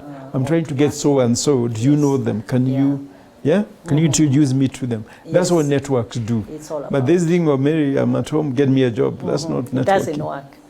But we also say that a big part of building a successful career is curiosity. Curiosity. Because when you are curious, Yes. you go out of your way to learn how things work. What are the Absolutely. You pitfalls? must want it hard enough. Yes. And Want it hard enough. put in a Be curious lot of enough labor. to want to put in the time. Yeah, yeah. Because all these things, people see success, they see you and they say, Mary has gotten all these opportunities. When you read like your book, The Village Girl, the amount of work you've had to do, To put a lot of things you've had to learn. Yes. And when I read it, I self-questioning, can I do this? Then you say, I can. Yeah. And yeah. I will do whatever it takes Yes. to get it done. To get it done. And that's what it takes in all these things, yeah. Yes. Indeed. Wonderful. Now you look like you really love engineering. Yes. So how now did we go now to Wharton Business School? Yes. So I loved Tell engineering. us the And Wharton story now. so I loved engineering. I enjoyed Yes. it immensely. And as I said, as I was graduating from MIT, I asked myself, what is it I can do well? And I said, what I like is talking to people. So when it came to career choices, as I said, was either if I'm going to continue engineering, I'm going to be a professor. I was very clear in my mind. So I'm applying for PhD, that's what I'm going to do. However, I said to myself, now, the gentleman I mentioned who was going to be a lecturer at Harvard Yes. helped me in the sense that I talked to him about what's the job like, how much will you make, blah, blah. So he'd given me all those numbers, right? So in my naivety then, which turned out to be genius, I said to myself, if I can get a job that pays me more than he's going to make, this guy is going to make. because he has done his 2 PhDs and I know how much he's going to make, Were you feeling like, then I'll probably take the job. did I go to MIT all these years I'm to like, get "Ooh, that kind of a that salary? kind of money. So just being ambitious. It wasn't bad, but I was like, if I No, can do John, better. you are just wasted money. And It wasn't, well, but remember I had already decided it has to be a job where I talk to people. to people, So at least yes. I narrowed it down. Yes. I knew even if you gave me an engineering job, I would not take You will it. still not be I would take it. comfortable. I wouldn't be comfortable. But then it was about if I can get a job where I talk to people and it's paying me more than this This option, which is to Yes. stay and be a lecturer and a the professor, lecturer. Yeah. then I should go for this option. If Yes. it meets the criteria of I must be talking to To people. people. And so I got a number of offers in consulting and investment banking. So both of them qualified as in The people. the part people of aspect, to be a lot of people interaction. Yes. So that's how I ended up in going to Wall Street. Now, I didn't go there to do banking per se. Yes. I actually went there to do IT. Or you're doing consulting in IT. Would have been consulting in IT and IT. management. Management and IT consulting. Yes, So that yes. was one option, the job offers I got. Yes. And then I got Wall Street. And Yes. Wall Street was IT work, to work in the bank Yeah. in IT. Okay. But the program was structured so that you come, you dedicate 2 years of IT work, and then you can get a job anywhere within the investment bank. Okay. Okay. So I said, you know what? There's a pathway to There's a pathway. branch out. It's a pathway to branch out. Yeah. So that's how I ended up actually going on to Wall Street. I went to work for a bank called, that time it was called CS First Boston, which became Credit Suisse, which unfortunately recently was acquired by it got UBS. into trouble. It died, got into trouble, but it was a wonderful bank then. No, I mean, during its heyday, Yeah. Credit Suisse was one of the best employers that Absolutely. any graduate Absolutely. would have ever wanted to work for. It's a fantastic Very employer. good. Yeah. So I went there to do IT, and but it was a very people side of IT. It was what you call implementation. Okay. In fact, we used to call it technology enablement. Was the name of the department. So technically, what would you do? You would be sent to a business to go and Yeah, work with them. So my first big job, for example, was actually email was just becoming common. And Yes. there was no email before. As I said, at MIT we had email because we were testing it. But our industry were now adapting to email. So my first job was actually to move stuff onto email Yes. at the bank. Yes. And to move them meant that, so when I joined, remember the first year I was there, you'd come in the morning and on your chair there'll be printed memos. You know, what we call memos today, you get them Yes. on email. Yeah, yeah. But every night somebody will print them and put them on every desk. on everybody's desk, right? So when you come in the morning, You on your find chair them. there'll be 5 memos. Memo from the CEO, memo from from this, HR, memo from one from HR, memo Ops. from this, yeah? Yeah. There'll be paperwork. So you take and you have to read Yes. all your memos. Yes. And my first job was to eliminate paper memos. So getting everybody onto email. So that was what technology enablement was. So were you training them how to use email Come, install, and then connecting train. them? yeah, come, Okay. install, train, show you how to use it, set up your accounts. Yes. That was my job. That's Okay. what my team would do. Okay. Move people from mainframe to desktops. Again, a lot of people used to work on mainframes. So moving them there to desktop. Yes. Yeah. Okay. So that was the other job I was doing. Soon enough, I was now leading a team. I was appointed to lead a team to do some programming, which I hadn't done before. That was It's interesting. another first. That was a first. I was just picked. And interesting enough, again, connections and networking. My boss got married to a lady within the organization. The lady he married was leading a team. She was doing some programming. And so she must have asked him, I'm looking for somebody to lead my team. Can you get me somebody? So he was told, so he told her, there's a gentleman who works for me. His name is John. I would recommend him. He's very good. Aha. I don't know whether he has programmed before, but I think he's very good at what he does. Wow. I want to recommend him. Give him a chance. So when I was offered that, in fact, I remember telling my boss then, his name was Stuart. I told Stuart, Stuart, now, you know, I've never programmed, my friend. What am I supposed to do? What am I supposed to do? You're going to support Rena, was her name, the wife. And from what I've seen, what she wants is somebody who can program. I I have no idea. never done it.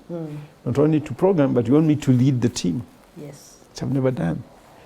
And I remember Stuart going, says, okay, let me go think about it. The following morning he comes and tells me, John, You will do it. how long do you want me to sleep on the couch?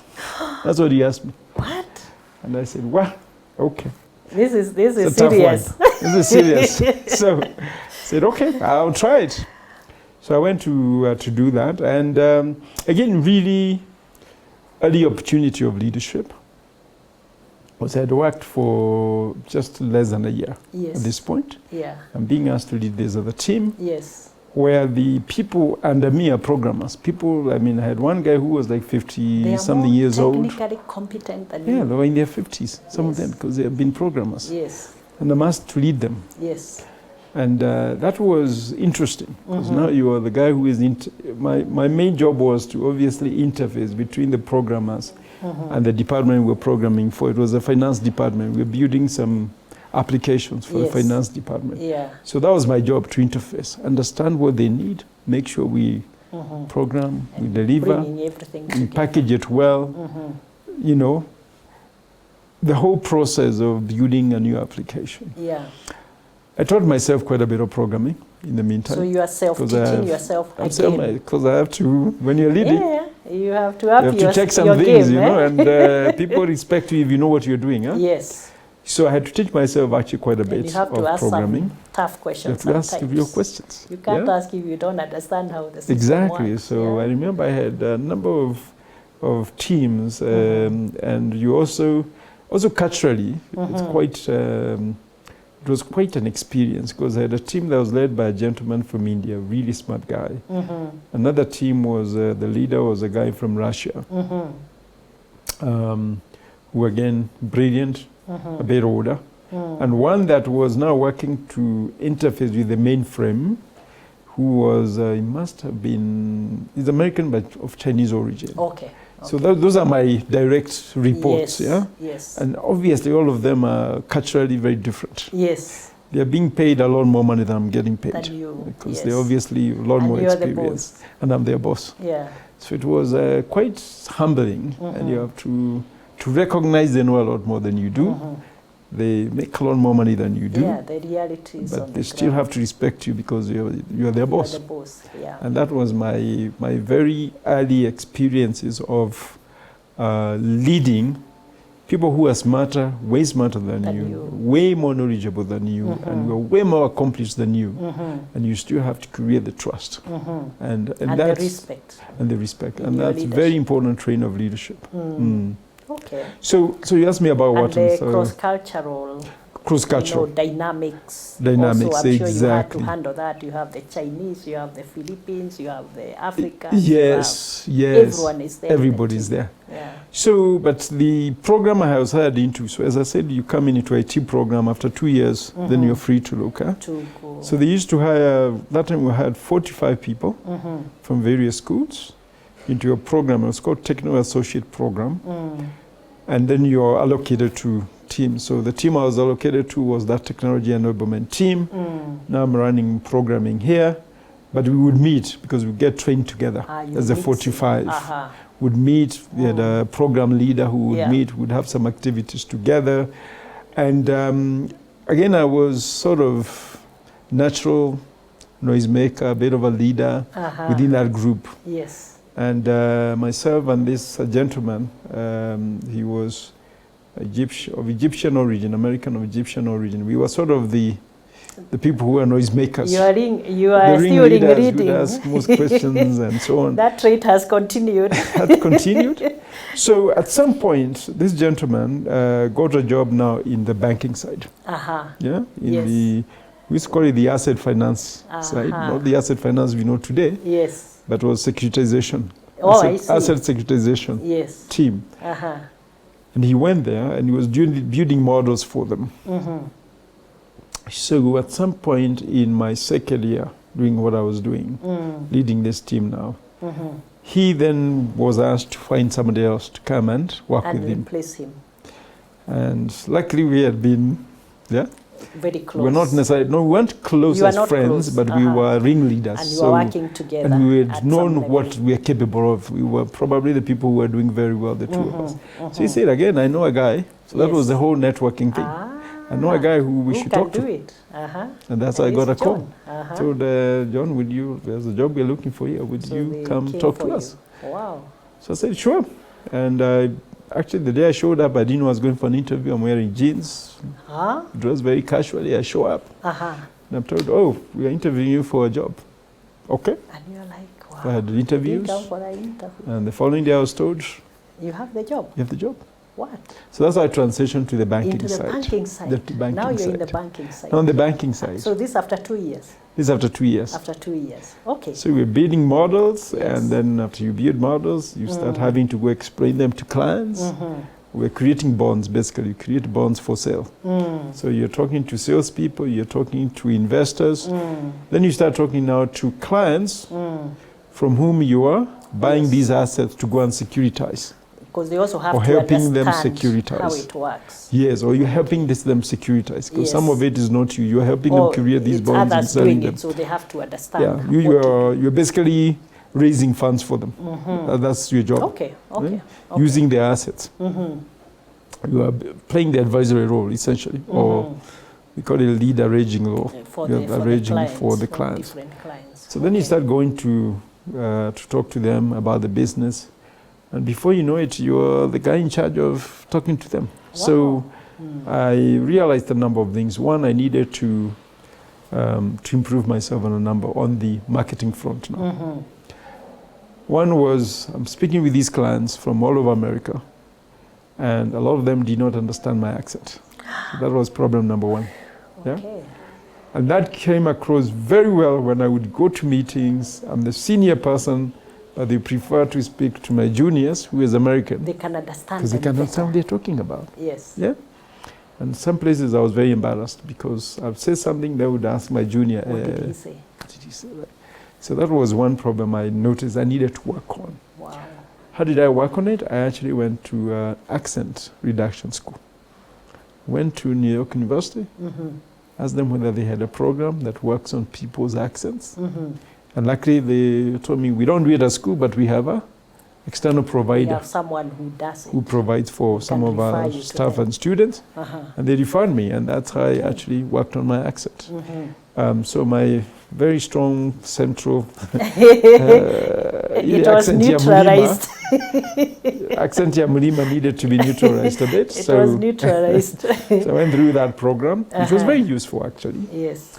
Because I became very confident in the way I talk now to people, right? And now people would listen. Yeah, now people would listen. When you talk. Command the room, essentially. Yes. Yeah. So that was one. The second thing I looked at was what it takes to be a managing director on Wall Street. And to be a managing director means is really being a partner. It's like in a law firm. Yes. How do you become a partner? The senior-most person is a managing director. It's the biggest title you could get. And at that level, you're now sharing profits, everything. And you're very well remunerated. Exactly. So even the CEO is a managing director. Yes. Our CEO, you have to be a managing director. Then within the managing directors, then you choose who is going to be your CEO for the period. That's how it worked.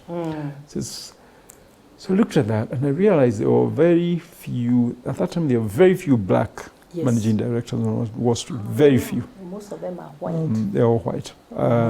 Africans even fewer. There were about maybe 4. Wow. Remember 2 from Nigeria, I think certainly one from Kenya. I'm not counting South Africans because South Africans were mostly white. Yeah, they're all white. South Africans. So those were many white South Africans. But I looked at that, and I looked at the black managing director to see what they had. Yes. And each of them had gone to Harvard Business School, Stanford, Wharton, Ivy Leagues. Yeah. And I said, wait a minute. I never want somebody to tell me I cannot be. Because you haven't gone to Harvard. And that's how Wharton came about. Oh, nice. Said I must go get my MBA from. For me to now qualify. So nobody can ever tell me. Yes. Yeah. It wasn't necessarily necessary. Yes. But I didn't want anybody to say the reason. You were already experienced, but you felt like that paper would help you. I felt that paper should never be the reason it should never be the reason I don't get it. Yeah, and you will get it very easily with your experience and competencies. Wow, that's amazing. So you did the executive MBA. So I did my executive MBA at Wharton. It was a great program. It's a 2-year program, just like a regular MBA program. You go, I think it was every other weekend. You go on campus.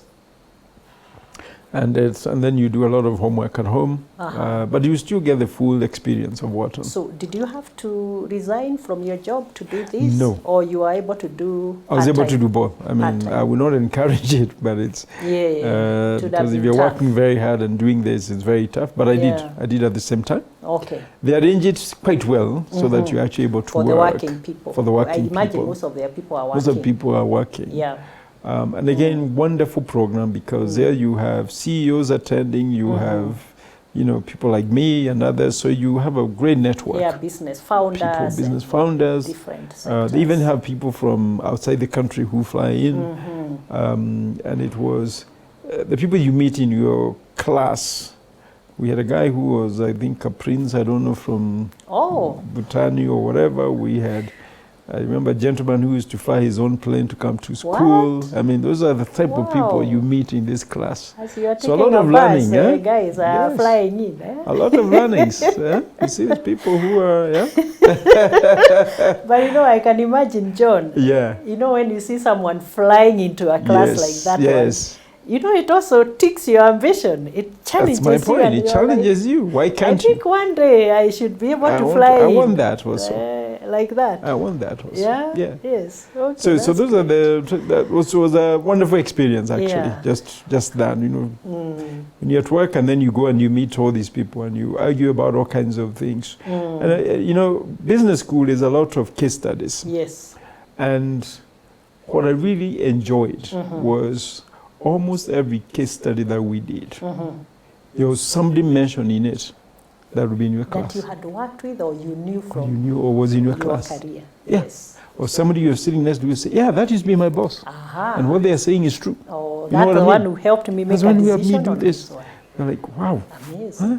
Wow. So you read about these mergers, you read about, companies restructurings, you read about companies that went bankrupt. Yes. And somebody is there to say, you know what, I actually worked for that company Wow. during that time and this is what happened. Yes. So it was a This really is why it good, went wrong. Yes. Or this is why it went good. Exactly. It Yeah. was really good learning. No, it's good because we have to confront what works and what doesn't work. Indeed.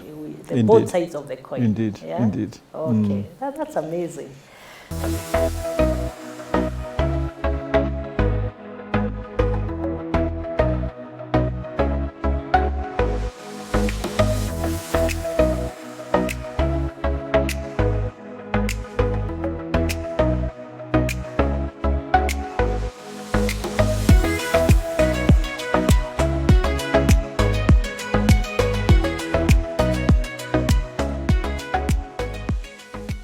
So how did you end up in Bank of America?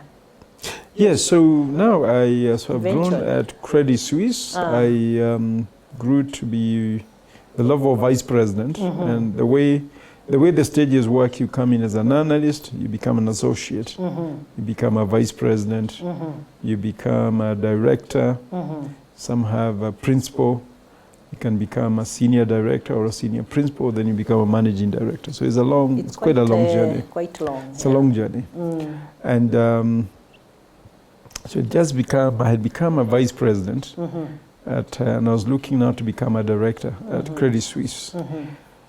And I had moved a few jobs in between within the same group actually, just moved responsibilities. Yeah. I'd gone from being responsible for the team that was we used to call it technical team, the engineering team. Yes. Today you call them data scientists Yes. and other big words, but we were the engineering team. Yeah. And that team is the one that used to create the products, analyze the products, sell the products. We created a lot of fun products, some of which have been blamed for the global crisis, Yes. like the CDOs and CLOs. We were the people who created all those products. Yes. I was actually one of myself and the guy, the Egyptian guy. Yes. I think we built the You first. have brains behind those products. We built the first working model Wow. that could rate CDOs. Wow. Yeah. So we were quite a brainy team. Yes. The I two can of us. imagine. It was a first. It was the first then Yeah. actually. Yeah. So those are some things we used to do, and then you move from there to become the banker facing the client. So you become more of a marketer. Yes. So I'd become more of a marketer at some point, selling the product. Not the product we create. Those are called salespeople. The investment banker coverage, we call it coverage, the person who goes to convince the clients that you should do this to raise funds. So like today we would go to, I don't know, a customer and say, you have this problem, this is how I think we can solve it for you. This is an option for then you come, we create the product, then somebody else sells the product to investors. So that's to bring the money back to the client. So I became that person. And that was good. But after a while, I was like, you know what, I'm dealing with accents, all kinds of things. I prefer to go back to doing the technical work. Now leading a much bigger team, which now covered many more products. And so when I was transitioning back, the organization was still deciding whether to give me the job. So they gave me the acting job for a while. It was an interesting transition because when I went back and now I'm acting with this much bigger team now. So organization, the way we announce one, so we'll be acting as we recruit. So them they are recruiting, and I'm still acting. Then my team got together, went to the boss and said, we want John. Why are you looking for somebody else? Are you looking? What? It doesn't usually happen. Your team? Even my management was surprised. Yes, my team went and said, we want John. And they didn't say you had sent them? They didn't think you had sent them? They didn't. I hadn't sent them, nothing. They just went and said, we don't want another leader. I know you're recruiting, but why? This is our leader. John is our... Wow.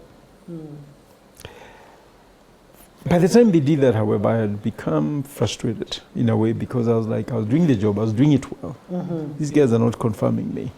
So even when my team went, and I had nothing to do with it, honestly, at this point, Bank of America had known. Calling. So they've been calling. And just the week my team went, actually, is when Bank of America gave me an offer. Wow. And now I was like, okay. These guys took another couple of weeks to decide whether to actually now confirm you. So the day they are confirming me, I just had confirmed with Bank of America. You had already signed the offer? Yes, I signed. It was the most tough things to do. Tough decision. And I've never forgotten actually that the boss then went and announced in a hall that we have made a decision to confirm John. To confirm John, and then he gave my history. Right? But they are saying his poor parents in Africa will be very proud to know, blah, blah, blah, blah, blah. He went on, I went on. I'm like, oh, gosh. And I was coming to resign. And I was coming to resign. You have your offer in your pocket. So I went back, called Bank of America, told them now, after what has happened, I can't come. Coming. I can't come. And they said, no, let's come back to you. They worked on the offer again. They gave you more money. They upped it. They are thinking it's money issue. They upped it, gave me the promotion right away. Come. To MD. I was like, no, this is to director. Oh, no, you went in as director. To VP to director. Yes. So I was like, okay. I went back and I gathered courage, I resigned. That's why I ended up in Bank of America. Wow. Bank of America. Wow. And it was difficult. Well, it wasn't difficult, but the person who was leading that team was now made to report to me. Yes. And he was not happy. Especially because, interesting story I found out, he had been offered the job at Credit Suisse. This one that people are fighting for you to keep. Yes, to come and be my boss. Yes. And he turned it down. And now I've come to be his boss. And now you've taken his job. To be his boss. This is not easy. It was difficult. He obviously was very upset, tried to make it difficult for me a bit. But we dealt with it. He stayed, I think, for another year or so. I've told people I'm a good man. But when you have to take certain actions, you do. So some of the actions I took was make sure that he had job offer calls every day. I just call organization, tell him, this guy is looking, please call him. Even though I know he's not looking, just call him. He's good, just call him. He's so you good. get all these phone calls about jobs, and he's thinking, I'm he very doesn't know it's me who popular. has gone and I'm said, very "Please popular call in this the guy." industry. Very popular. He's He trying to doesn't even know be there's mean. a hand behind He's even me. trying to be mean to me, John. Yeah, as many people want me. I'm like, oh, really? Why are you being? That is wonderful. Who is calling you? Who's calling you? My goodness, I want to keep you. I don't think you should leave us. Tell me he doesn't know I've made all But the deep calls. down, you're Calls to pushing have the him call buttons. and get these offers. So Wow. after here didn't even end, he got a job and left. And he Got was something happy. he liked and he left. Yeah, he Yeah. left, and that's how I got the team and now stabilized it and then became really enjoyable. Really enjoyable. You know, John, if we just take a pause there, many Yeah. people ask me, you know, especially new leaders, Yes. how do you deal with members of my team who do not accept my leadership? Yes. It looks like you have dealt with that kind I of. have. Many places, so- not just there. Yeah, so that will really be helpful for Yes, several yes. people. It's what do I do? Yes. What Yeah. I tell people Well, they is are when distracting you're a me new every day. leader, and I told this to the ones I appoint today, because now I'll appointed CEOs into some of our subsidiaries. And tell them, when you go there, you will find people. You will find many people who Yes. work for you. Yes, There are people who will accept you, and there are people who will not accept you. yes. And that is natural. It's natural, yeah. There are people who want you out tomorrow. And some people have vested interest. Vested that you interest. either know or you don't know. You don't know. And Yes. they've been around for long as For well. long, yes. So they think they have protection within the organization. So the first thing you do is identify your allies very quickly. That's what I tell people. When you go into a new leadership position, identify your allies very quickly Very quickly. and make sure you are the allies. Number two, don't let anybody question your capability. Yeah? So very quickly, learn, teach yourself, and be the best that you can be. Yeah? That do not come pretending you know everything.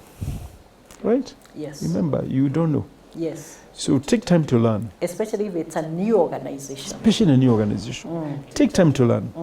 Don't come and start saying this one is being done wrongly. These things people have been doing is bad. You don't understand. You don't why. understand. Yes. Don't come with that mentality that what people have been doing, you're here to improve not or okay. change it dramatically. Yes. I know you want to change. All of us want to make changes. But don't let people think that you showed up thinking what they were doing is wrong in the It's first wrong. place. Yeah. But it can be improved People change or slowly. done differently over People time. change slowly over time. Yes. Don't assume you'll come and tell them, do it this way because if they've always done it this way. Yes. So once you identify that part of you, identify who will never change. Yeah? Who are your detractors. And try to use your allies to work change on them. Yeah. Not you, your allies to work on them. Indirectly. Or at least speak well of what you're doing indirectly. Let your work also speak to that. But at the same time, actively work to remove them. Actively work to remove them. Yeah. Because they will be your They'll be detractors for a long distracting time. you all the time. So every place I've gone, I have removed some people. But do it in a dignified manner. That's what I always tell people. So most people that have been removed where I've worked don't know it was engineered or I knew they will go.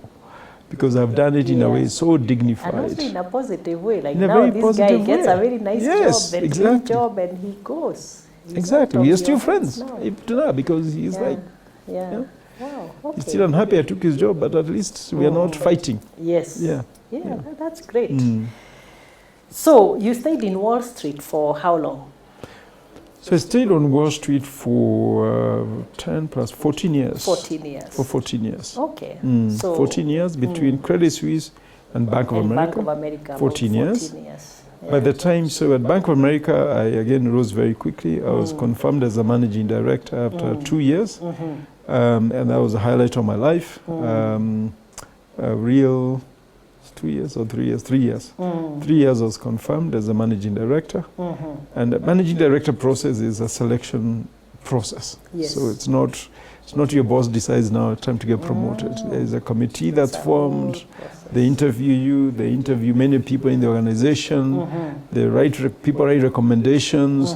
Then other managing directors sit. You have all these candidates. Then they choose how many who will be and who will not. So it's a big thing. Yeah. And then our names will all be splashed on the New York Times that so-and-so has been elected. Wow. It was a big thing. So it was a highlight So of my life at Bournemouth. 2007, sorry, 2007. 2007. That's when you become the managing director. That's when I became managing director. So end of 2006. Yeah, but what I'm hearing, John, is that in our careers and our businesses, Yes. things don't just happen. They don't just happen. They are made to happen.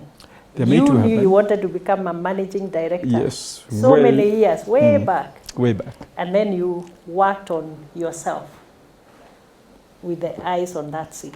There is on that sheet. Yeah. And back to the networking point I made earlier. You know, I mentioned Credit Suisse and how my team went to say, there's the guy we want. Yes. When I look back today, I say, actually, your next job doesn't always depend on your boss. Yes. A lot of people forget the people that work for you Yes. or work with you. With you. We focus on the boss. And I think that's a mistake I see a lot of people making. That they think, because I have a godfather, make it happen. because I have a godfather, I'll get it. forget about you guys. Right? Forget about you people, you work with me or work for me. I can step Forget on about it. I can everybody step else. on you how I want because I have a godfather. I think if you want to rise to the top, all your constituents matter. Yes. That's why we do 360. Including the junior ones. Including the junior. And even in your own performance, you must do your own 360 evaluation. Yes. Yeah, 360 evaluation, because they'll have a say. And now, becoming a managing director, again, the reason I describe that process, it's because the 360 process. It's very tough. They're just looking for one person to say, He's not John ready. is not ready, Yes. right? And that person could be your junior, because they interview your juniors. They interview everybody. Yeah, it's a process. They interview everybody, this committee. Yeah? And then they go through your paperwork. You go present. Then they put, that committee then puts a recommendation. And then all managing directors together to vote on who. Wow. Now, that process meant that if any of my juniors said, he's a terrible leader, he mistreats He did people, this. he does this, He's mean. you're finished. Wow. There's no way. Do they also talk to the clients?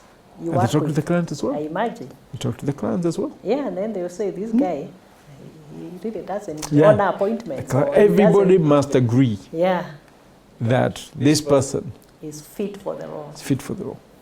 Wow. So one of the things I talk about a lot in my leadership, even here, is fairness. And a lot of policies we put together are about, I look at them from a position of, is it fair? Is it fair to everybody? Can anybody say that I was discriminated against?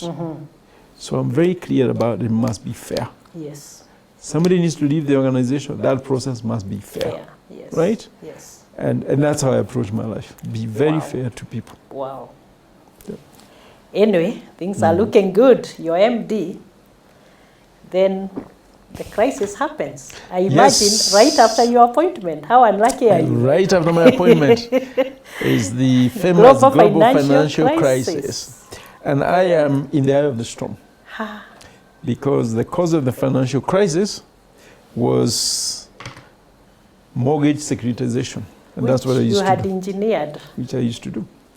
And these so-called collateralized debt obligations, CDOs, are eye of the storm, Yes. right? I mean, the whole crisis became a credit crisis. And the reality is, and I'd love to sit down one day talk to people about the crisis because I know it very, very well. There are a lot of misconceptions. There are also. misconceptions Yeah. about what actually Yeah, happened, what hap- right? what went actually wrong. happened. Yeah. But the bottom line was that money had become very cheap. That was the crisis. Money had become so cheap, Too cheap. too cheap.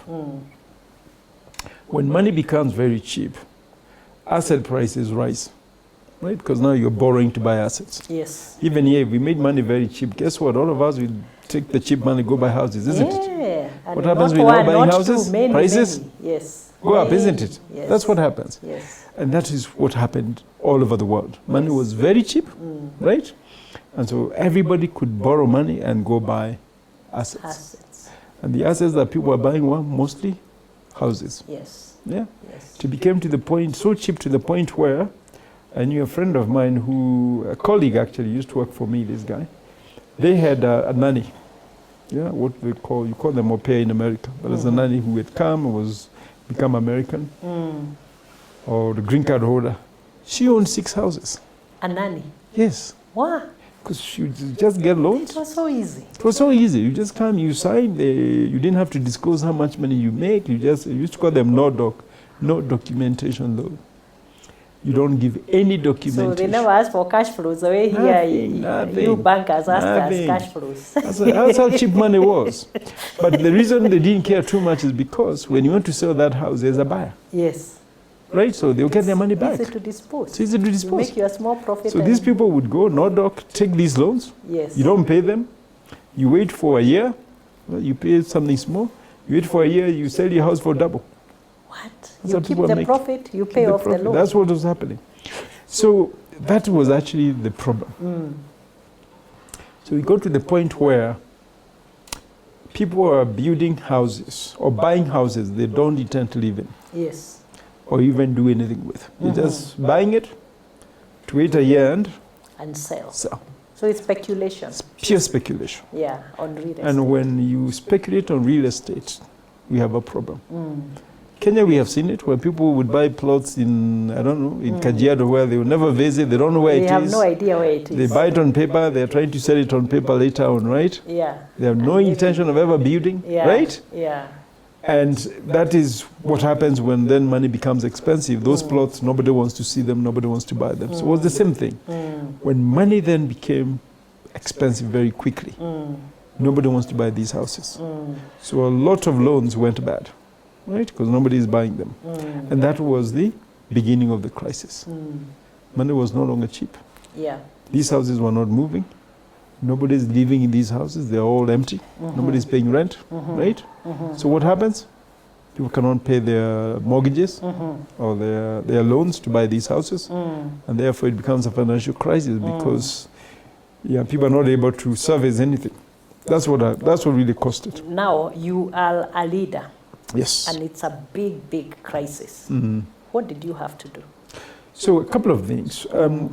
I had been lucky because in developing some of these models, I understood this business extremely well. Yes. So it's actually been one of the people who had actually said no to a good number of transactions that Bank of America would have entered into. There is a famous transaction that we did with Lehman Brothers, which went down. Yes. And it's mentioned when you read about Lehman Brothers. There's a famous transaction they did. It was called Applebee's securitization. It's there. Applebee's securitization was what we call whole business securitization. So you take a whole business. Applebee's is a huge chain of restaurants. Restaurants, okay. Yes, restaurants. Yes. And you securitize their business by saying all the cash flows from the restaurants will all come to one place. Yes. Yeah, and that's what you sell, those cash flows. So you raise a lot of money by selling all those future cash flows, right? So they'll come, you say, you take away the salaries and everything else goes to pay investors. I looked at it. It was being done between Lehman and ourselves. I looked at it, used our models, and I disagreed with the ratings that the rating agencies were giving, the Moody's and others. I disagreed with them. Yeah. I disagreed with Lehman. And I remember very well Lehman sending a note to my boss then saying, John does not know what he's doing. So we're not going to work with him. And I went to my boss and I said, they don't know what they're doing. We should not even be working with them. That was the first deal that went bad and cost Lehman a few billion dollars. Wow. The one I had said no to.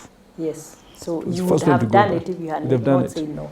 I said absolutely not. Wow. So I was very proud of the choices I made. That you had made. And that helped me because now... And that was because of how well you understood that whole product. And yes. Yeah. One, I understood. And two is that integrity has always a very big value for me. So whereas in investment banking, if you did a deal like that where the company is able to make, I think we're going to make $100 million in fees, I would have gotten a very good bonus. Yes. But I said, no, it's not I worth don't it. want that It's absolutely not worth it. Yes. So integrity for me has always been very important. If I don't believe in something, even if it could benefit me immensely, I still won't do it. Yes. Because I always say there is going to be another day to make that dollar. More money in a cleaner way, less risky way. Absolutely. Yeah, you don't have to do it just for the sake of the money. So how do you deal with the crisis? That was your question. So when it came then, obviously the first thing we did was to fire a lot of people. So it was painful. We had to let a lot of people go. And being head of the group that time, I had to let a lot of people go. That was painful to see some of my friends leave. And then I was quite involved in evaluating, because Bank of America was still very strong then, evaluating other banks that were falling. So one of those was Lehman. So I did a lot of the work to evaluate Lehman Brothers, and actually Bank of America was going to buy Lehman Brothers, so I was involved in that transaction. And then last minute, they decided to let it go bankrupt and bought Merrill Lynch. So I was there on the discussion. I wouldn't say Merrill Lynch discussion I was involved, but Lehman was very involved. The day they announced they're buying Merrill Lynch, actually, that's the week. They announced it on a Sunday night, but that's the week I resigned. And I resigned because I had gotten an opportunity through Barclays now to come back to Africa. To lead what they call the Africa Investment Banking from South Africa through ABSA. They had bought ABSA and created an ABSA Capital, which was the investment bank. I think I met you when I was there, actually. Yeah, we had a few meetings. Yes, I met you when I was there. And I came to lead the Africa. In South Africa, they call everything else Africa. So to lead the Africa Investment Banking. So you are in charge of what? Sub-Saharan Sub-Saharan Africa. Indeed. Okay. Excluding South Africa. Now so I was in charge of everything else. Coming closer home. So I'm coming closer home. Okay. So that opportunity came, and I said, you know what, actually, I'm coming closer home. I just gotten married, and my wife didn't really like where we were staying.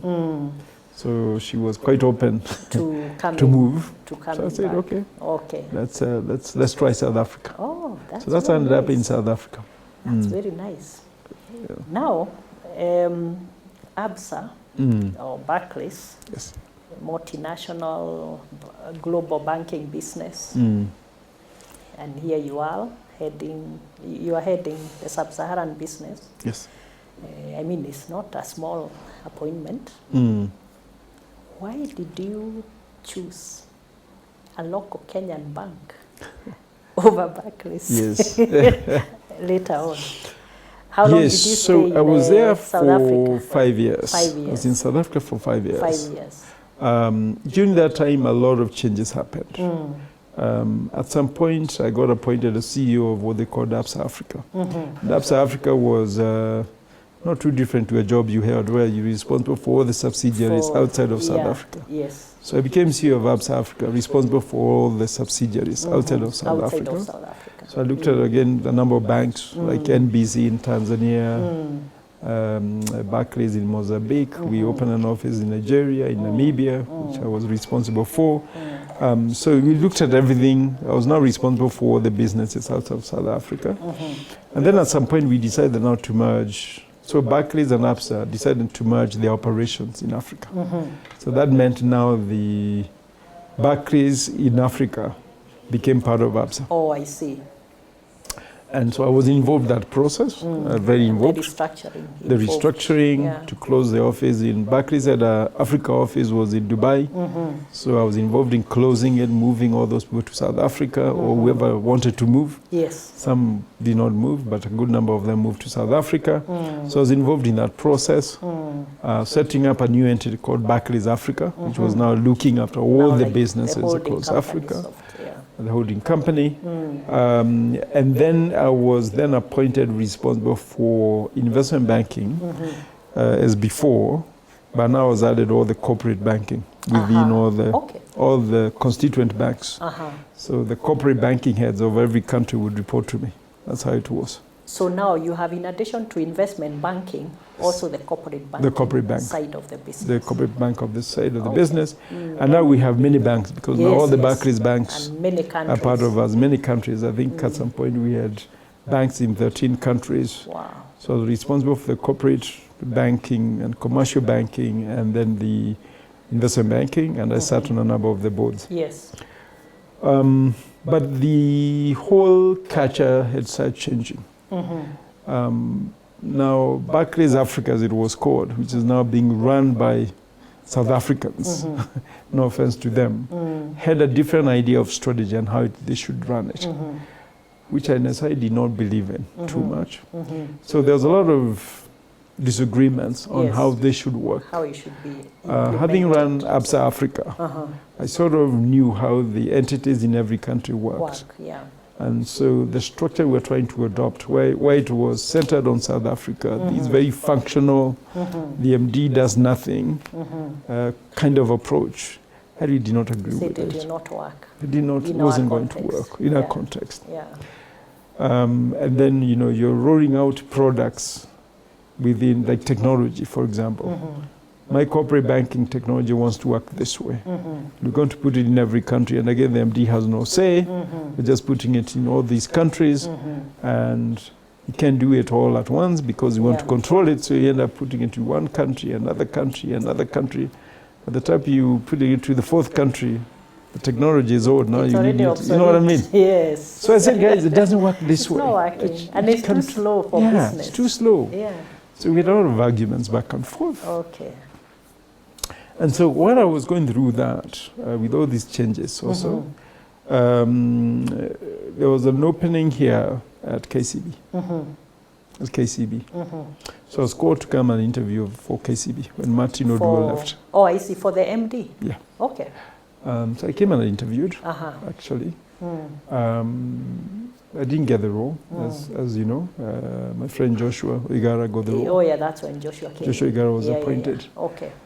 But I think I had made a good impression in my interviews, because when an opening happened at NIC, which was I didn't know the bank, to tell you the truth, at that point. Okay, because you had been away for too long. I'd been away for too long. Too long, yeah. So there was an opening at NIC after James Macharia was appointed a cabinet secretary. Cabinet secretary. Cabinet secretary. Yeah. One of the board members at NIC was a partner to a board member at KCB who had interviewed me. Yes. So he tells me, is that partner who told him, there's a guy we met from South Africa that you people must speak with. So that's how I got the call for NIC. Oh, so they actually had So again, that networking, yes. So that whole networking thing again works. Yes. Because he said, we met this guy, we really liked him, but we decided to go with the internal candidate. Yeah. But if I were you, I'd certainly look at him. Okay. So that's how, now luckily that the board member at NIC, who is a lawyer, I wouldn't mention his name, had met me on a transaction we had worked on together. You had done together. So he said, oh, that John, yes, I know him. He's quite good. Yes. He was very good on this thing we did. Yes. So that's how I got.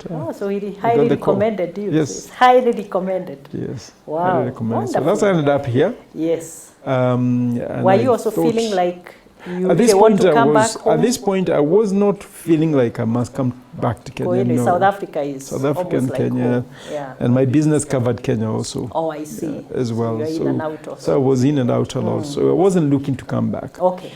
But the opportunity to come and build this organization, and I was very sure I'll build it to be one of the biggest organizations in the region. It was very exciting for you. It was exciting because I said, actually, when I go there, I look for opportunities to build it. Wow. Okay. So that was the challenge I gave myself. Yeah. So here now you didn't move for the money. Okay. No. Maybe a bit of money, but I can assure you, no, it wasn't. It was more the purpose, Yes. to build a big institution out of what we have already. Yes. On the money side, I can assure you, it wasn't for the money. Yeah, it was less money. You would have done better in it was less South money. Africa. Yeah, I was doing better. Either with ABSA or something. Yeah, even South Africa, when I moved, yeah.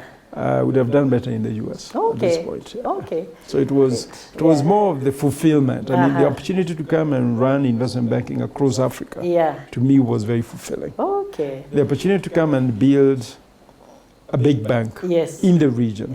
Because I was pretty sure when I come here, we'll grow it to be one of the biggest. I thought we'll grow to a number of countries. That time, your old employer was going into every country. I was very sure we'll come and we will grow. I was quite excited. They are called the big dreams. Big dreams. So tell us now, you've been recommended, you've been hired. as the CEO for NIC. Yes. To replace Mr. James Basharia. So how did that go? No, that was again. Now this is full commercial banking. This is commercial banking. Yeah. So let me say that when I was CEO of ABSA Africa, I looked after some commercial banks. Yes. So I had a bit of that commercial bank experience because, as I said, banks like NBC in Tanzania were part of my responsibility. Yes. I sat on their board. The CEO reported to me, so it was. I was responsible for some of the commercial banks across the region, and so I had come to learn quite a bit about retail, commercial banks, how they work. Yes. Obviously, you don't understand it as well when you're not a practitioner. I was at group, so I was coming here now to be at the center of it. I'd also gotten an opportunity to work with a number of Kenyan clients because I also covered Kenya as head of corporate banking for Africa. Yes. So I had already known quite a few customers and how business is done in Kenya. So that was very helpful. So coming to NIC was an exciting transition, a nervous one because for the first time I'm coming back to Kenya to work. Yes. And I'm coming back as a CEO nonetheless. I'm coming back to answer to a board. There are all these stories about Kenyan boards and how they work. And here I'm coming back to answer to one. You will tell us one day. And and all those. So I came in a bit nervous, but very ambitious also. I had big dreams.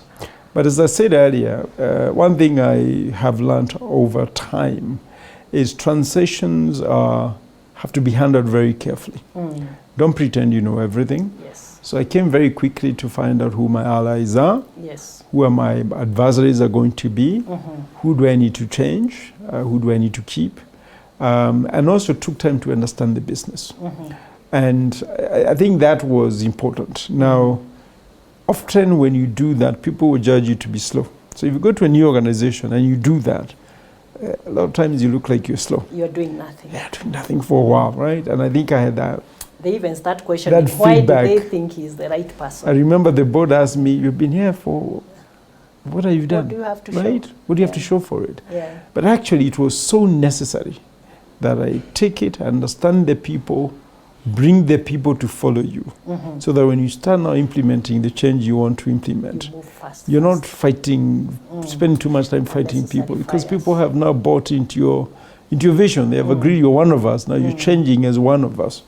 And that is something I do quite well. Every new organization I go to, I take my time to get to know people. I take my time to know how organizations work. I take my time to try to bring people together so that when we start on a journey, we're moving together.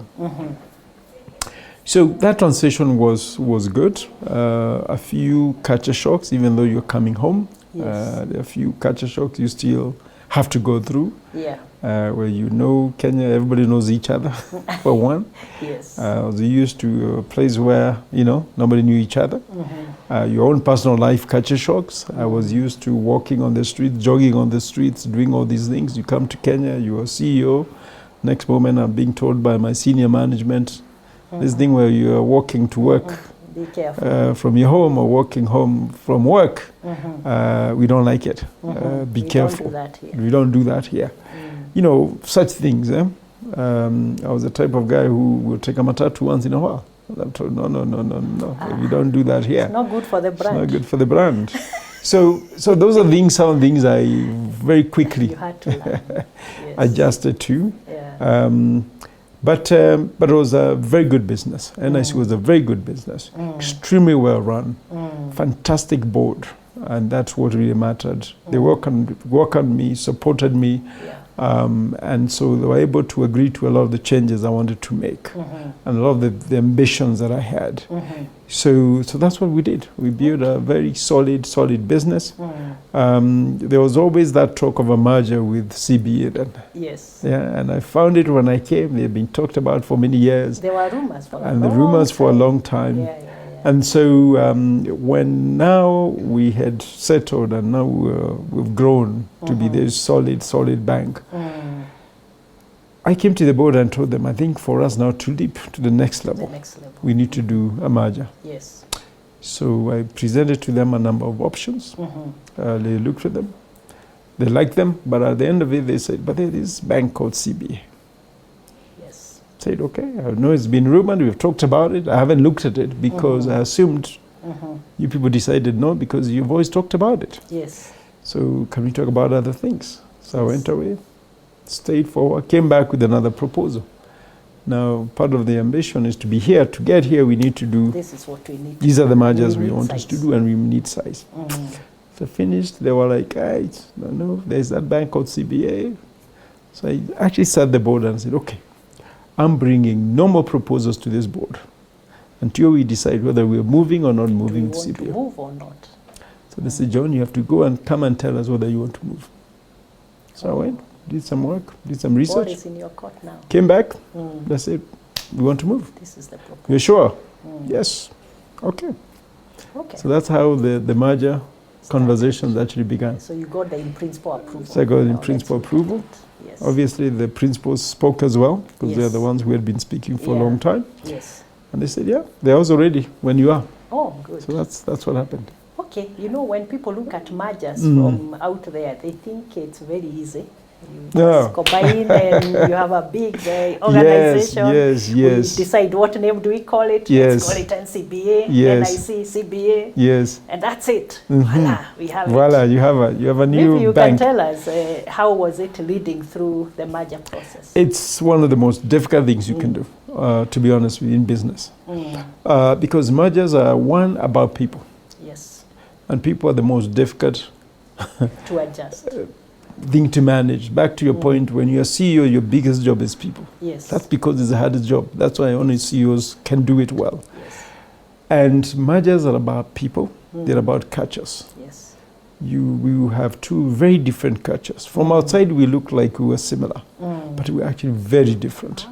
How people work, how they relate to each other, what they care about, what's most important to people. Those small things, how we do things, are very different. And what we believe in. And so luckily ours was helped because the key shareholders agreed early enough we're doing this merger. The purpose was clear. Purpose was clear. We're going to do it. So the things we had to do was now to make it work. And get everyone else to come get everybody else to line up. Yes. The process obviously involves a lot of external stakeholders, and those are processes. They're easier because once you explain to them why the reason you want to do this, they will go through the motions. They eventually tell you, okay, fine. The regulators will tell you, fine. Competition authority, another regulator will tell you, fine, but do not do A, B, C, D, right? The conditions. So those are easy to deal with. What is hardest to deal with are that you have people who you have just said the jobs are threatened. And you have two businesses running. Two businesses that are big. Yeah, right? Branches are open. So someone told me that the day after we announced our merger, LinkedIn had the busiest day in Kenya. It was because everybody's checking. NIC. This is the job I do. Let me see who does the job on the other side. What? Right? I'm head of this. Let me see who is the head of. Because one of us is losing a job. Because one of us is losing a job. He's going home. So LinkedIn had its busiest day in Kenya that day we announced our merger. Because everybody was checking who is my competitor on the other side. Right? Let me ask you. Yeah. There were two MDs. Yes. Did you also go to LinkedIn? Everybody did. Everybody did. You all had to. There was an MD in CBA. On this side. You are the MD in NIC. But you are right. All of us had to. But on a serious note, everybody had to. I think I may not have because I knew them. Yes. We had been working with them before we announced. Obviously, there are many secret meetings that happen. Yes, as you know, a few. You've done many. The many secret meetings have happened. You sort of know each other. By the time public. Yes. Or the rest of the organization is knowing. It's a lot of ground. They've had many coffees and teas and meetings. And misunderstandings and understandings. Yes, exactly. So as we knew each other. At that level, at least, we knew each other. But that's what makes the merger difficult. It's because people are trying to protect their jobs. Yes. You want to get information, why do you want it? What is it? How is it going to be used for? Can I be the one presenting it? Yes. Right? Now everyone is taking a position. Yeah, can I be the one presenting it? Yes. Who is designing the structure? Yes. How is it being designed? Yeah? So that's what happened. So actually the customer focus suffers because now you're all internally focused, right? Yes. Culture changes. I mean, Yes. getting small things. And then our merger was even more difficult, perhaps, because it was a merger of equals. We were about equal. Yes. So we called it a merger of equals, which meant nobody had a bigger voice than the other. Than the other. So it's really more Problem with consensus. that is you end up having to carry some inefficiencies. I give people an example and I say, so when we merged, account opening book, Yeah. right? Yeah. And I see we had worked ours down to 3 pages, Yes. right? It was 1 page you need to fill, some conditions of second page, choices of Just whatever sign. products. The third page was just some information sending you to the website to find the More rest of the 5 pages, information. right? 3 pages, that was it. But really 1 page you needed to fill. Yes. That was it. Yeah. And we had worked through a journey. When I came to NIC, remember my account opening book was 23 pages. And I said, this cannot be the case. So we actually worked at it, reducing it until it Condense came it completely to 1 page. bare minimum. Bare minimum, right? It was 1 page, second page, choice for other things that you might need, credit cards, blah, blah, blah, blah. And the last page was just pointing you out to Get more information if yeah, required. simple terms and get more information here. CBA had a much bigger, right? They are not condensed like They're not yours. condensed. Yes. When we merged, instead of saying let's take Your template. the template or this template, Yes. we took both, combined them. So we ended up with a bigger, Oh no. So Right? you're back to square A. isn't it? You're back to square A. Yes. So those are some of the inefficiencies that happen And because you have to deal with them. you have to deal with them, and you have to agree Yeah. that this team is saying these things are so important to us. Uh-huh. And this one is saying this is so important to us. Yes. So You let's can't disregard let's that. combine them. Yes. Policies the same, right? We have these policies and you have these policies.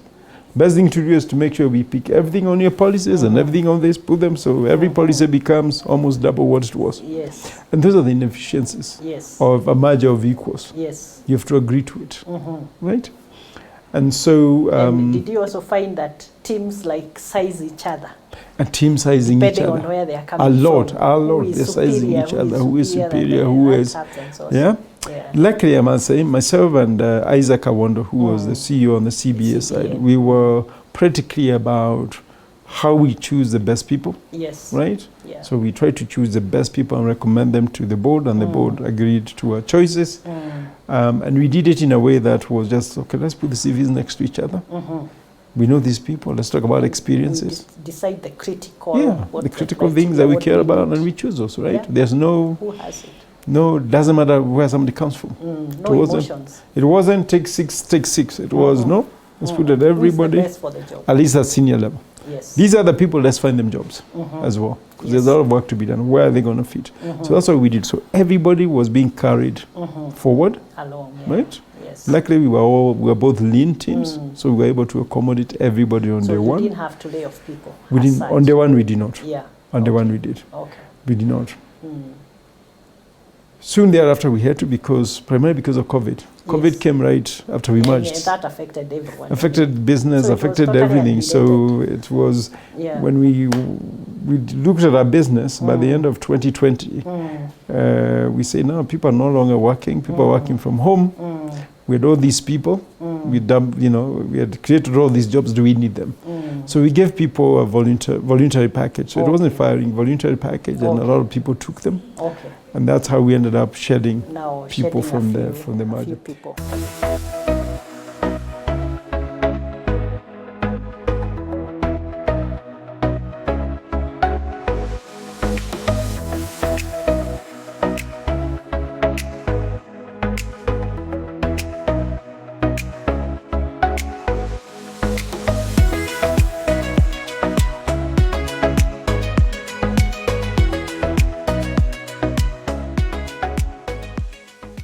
Mergers, the most difficult thing is people. And Second, the for cultural us, integration. the cultural integration is very difficult. We Yes. call it, that's what I call people software, Yes. the hardest thing. And to your earlier question, do people accept the new leader? So now I've been appointed as the new leader. Yes. Obviously, there are people who are going to And say, there are some who are Why? loyal to their previous leader. Why? So why is he being and they're very sent? loyal. Yeah. Why am I being, how does this guy become a leader? What does he know that we don't know? Yes. And you have to deal with that. And those know how to debates bring will those continue, people and along. sometimes they'll create negative And at energy. that point, Yeah. if you take action on them, they'll say, it's unfair. You I'm see, being kicked because of this you reason. say So it. you say. He's not good. So you want to bring them along. Yes. And some of them you delay any action you could take to a few years down the line, just to make sure that when you act, it's seen as being fair as opposed to Yes. victimization. Yeah, Because yeah. you never want to victimize people. Yeah. And nobody likes forced change. That you have to be cognizant about.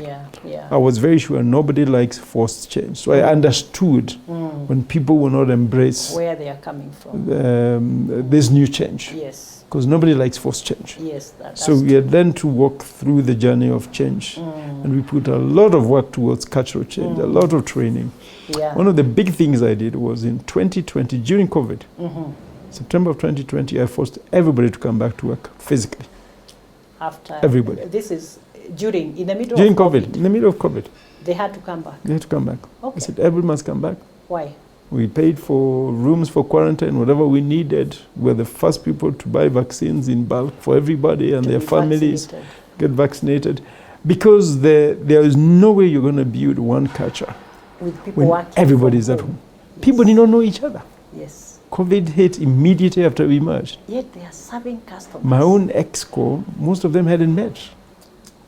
Right? Board members had not They met. are not met. It's all virtual. Yeah. Wow. Right? You have no There are many board members I never met, new board members. I hadn't met myself because they're all virtual. timing. So I was like, you know, terrible. guys, we have to come back to work physically.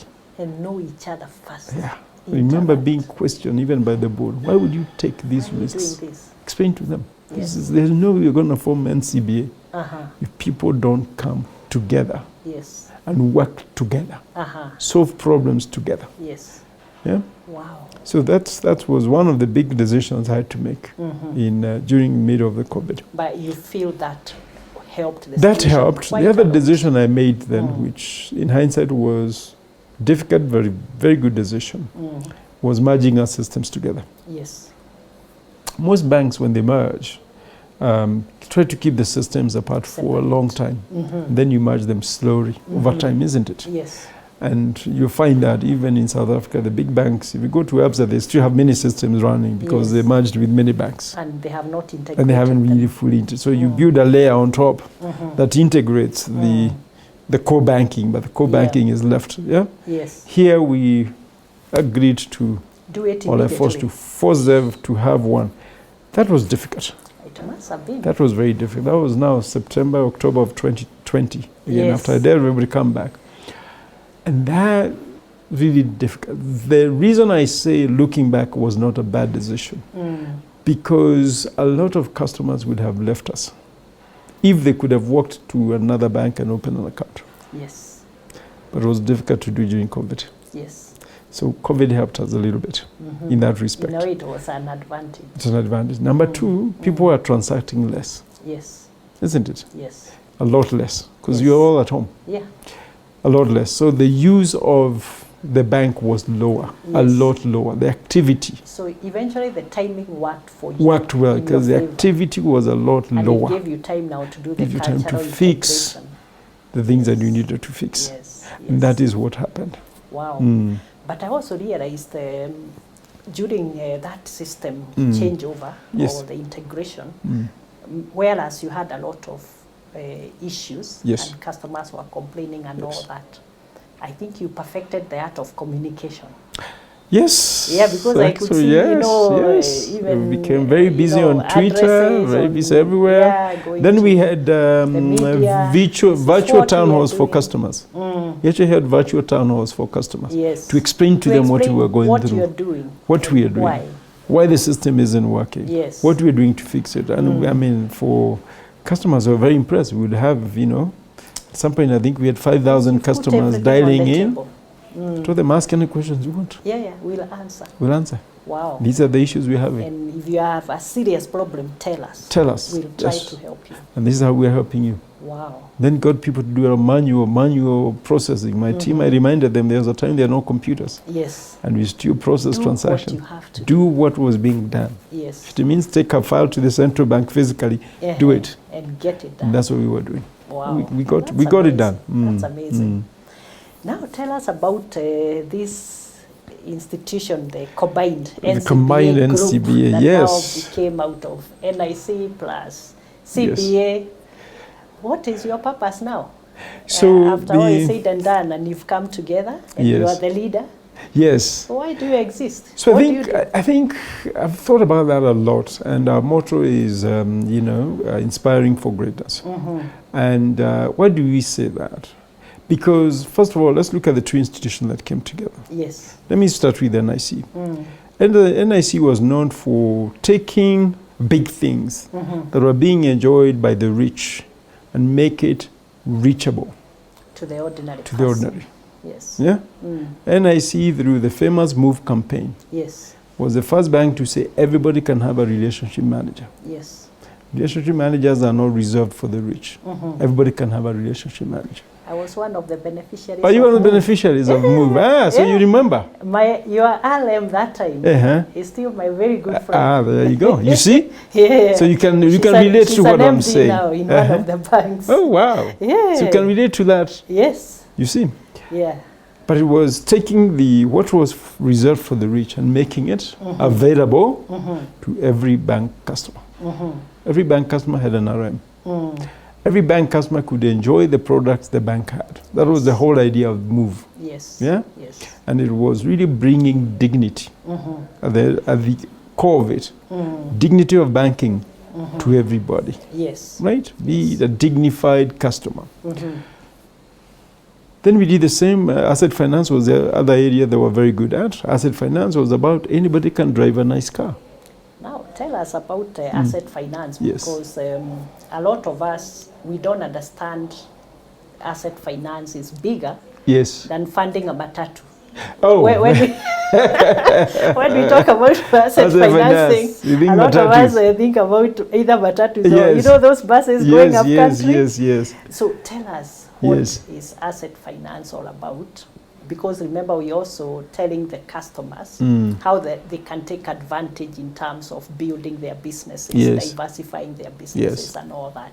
So just explain a little bit more. So asset finance covers all movable and sometimes immovable assets.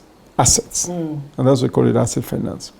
The biggest business that we do is obviously vehicles. Yes. And vehicles we do from personal. Yeah? A lot of the vehicles you find being driven on the roads, we have financed those vehicles. Yes. Whether they are personal, from the little cars, people, their first car to their next car. I had just this week had somebody call me and thanked me profusely because their father, who is 72 years old, just bought a Harrier. Oh. And they said, my goodness, the man is so happy about this. He's growing younger. He's growing younger because I said they are driving a 2006 model. Now they got a 2017. That's what they were telling me. What? Thanks to NCBA. And I said, wow. You've actualized him. Actualized him. So the point I'm making is that we actually actualize a lot of dreams. Yes. When I talk to asset finance dealers and others, I tell them the first big asset most people buy is a car. It's a good car. And your first car, I'm sure you give it a name. Yes. Most of us have a name for first cars. Yeah. And I say, that car, before you give it a name, talk to NCBA because we'll give you the car that would have even a better name. Yeah, true. And we have. So we do about a third of every car on the road we have financed. That's what I tell people. But the other thing, big business we do is for small business. Yes. So all these trucks, the Isuzu trucks that you see on the roads, we're actually the biggest financier of those. So a lot of small businesses, micro and SME businesses have been financed by us to get a vehicle, whether transportation of goods that you see in Marikiti or these big markets. Yes. A lot of those vehicles you see there, again, financed by us. All the way to the trucks you see on the road, the big 6-wheeler trucks or 8-wheeler trucks you see on the road that do the transport from here all the way to Congo. Yes. And to South Sudan. A lot of those, again, we finance. Then besides that, you go to a lot of factories. You see the big machinery. We also finance those. People need to set up manufacturing. We also finance it. So when you say asset finance, it's a whole spectrum. And lastly, I would say is one of our big businesses, you find the police have been well equipped in the last few years through what they call police vehicle leasing program. We are very big financier of a lot of the police vehicles you see on the ones roads. that patrol and Patrol. all that. Yes. Okay. So we do a lot of things And when now, it comes because to you finance. came from a farming background, Yes. and I know you're still a farmer even today. Yes. Tractors, I mean the combine harvesters. The combine, we have quite a few. farmers who Yes, do wheat yes, we and do the combine like. harvesters. Those do things we that. do as well for organized farms. We are less bullish or less big on financing just a small farmer tractor. Yes, yes. Yeah, and the reason is very simple. A tractor is an off-road vehicle. Yes. If somebody doesn't pay for it and you need to repossess it, Yes. it could be hidden on the farm at the bottom near the river. You never find you it. never know where it is. Where it's hidden. What? Yeah. Okay. So for that reason, we are tractors. We finance the farmers The that are big large-scale farmers. Yes, large Yeah. scale. Or where a community come together and they say we'll use this tractor, all of us. Yes. In which case nobody can hide it And no one because it wants has to be lose used it. by. Yeah, it's a community thing. Community so thing. they have to take care of it. Okay, that's great. So I was talking about NIC. So that was NIC. Now, if you look at what was CBA, CBA was again known for dignifying banking, Yes. wealth management. They were big on it. But most importantly, they had partnered with the likes of Safaricom and others to issue what I call really dignified financing for the small scale trader, The ordinary. for the ordinary mwananchi. So M-Shwari, Fuliza. Yes. If you go to Uganda, we do more cash. We do Empower in Tanzania. We do more cash in Rwanda. Even in Ivory Coast, we do more cash. Yes. Where it's really lending to the common mwananchi Ordinary person. in a very dignified manner, Can you where you tell don't us, have to go. Yeah. the digital loans Yes. that the customers are taking? Yes. Typically, what would they be used for? Yes. So What's the purpose of yes. that loan? So you know the purpose of the loan. We have for Mshwari, for example, when we looked at it, a lot of it is borrowed between 3 to 5 a.m. In the morning. in the morning. Yes. And what we found out is all these mama boggers going to buy their wares Yes. that they're going to sell for the day. For the day. So a lot of it is actually that mama bogger uses this loan to buy their wares, goes to the market, sell it for the day, and by the end of the day they repay that loan. Make their profit. They pay them, they pay keep you it, back and they your pay money. their loan. So it really does help. Yes. It's a very big catalyst for the economy. Yes. If you look at Fuliza, Fuliza again, a lot of it is completing transactions for household goods. A parent is buying unga but doesn't have that 100 bob, yeah, Yes. to finish their purchase. Buying unga, they're buying sugar, nyama, whatever, but they need to borrow 20 shillings. Yes. Before you used to tell the shopkeeper, I'll bring you 20 shillings tomorrow. Yes. Then they would write you on a book, you're bringing 20 shillings tomorrow. What is your name? Where do you live? Yes. Yeah, make sure you come back tomorrow with 20 shillings. Yes. Now you just do on Fuliza and you pay your 20. and you get So it. that's why I call it dignity. Yes. I've seen people use both Fuliza and Mshwari to take their mothers to hospital. Yes. Before you'd have had to come to the bank, explain to us, we're asking you questions, Yeah. where is your mother suffering from? Things we should not be asking you. Yeah. Now you just go on Mshwari, you need 30 shillings. You know the loan application form. Yes. It used to be very painful to fill. You know? Because for some people you are being asked, how many children do we have? You know? I mean, in our culture we You don't know? count children. There you go. Huh?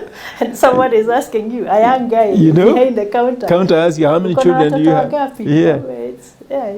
So I agree. I mean, So this is digital banking dignified. Yes, So the point was that when you bring these two banks together, we found that if we brought ourselves together with a lot in common, we believe in dignifying banking. So the whole idea of greatness is about saying that everybody, no matter where you are, you have an aspiration to the next level, an inspiration to the next level. Yes. We'll do it in a very dignified manner, work with you to get you to the next level, which we call the level of greatness. You keep climbing on the level of greatness.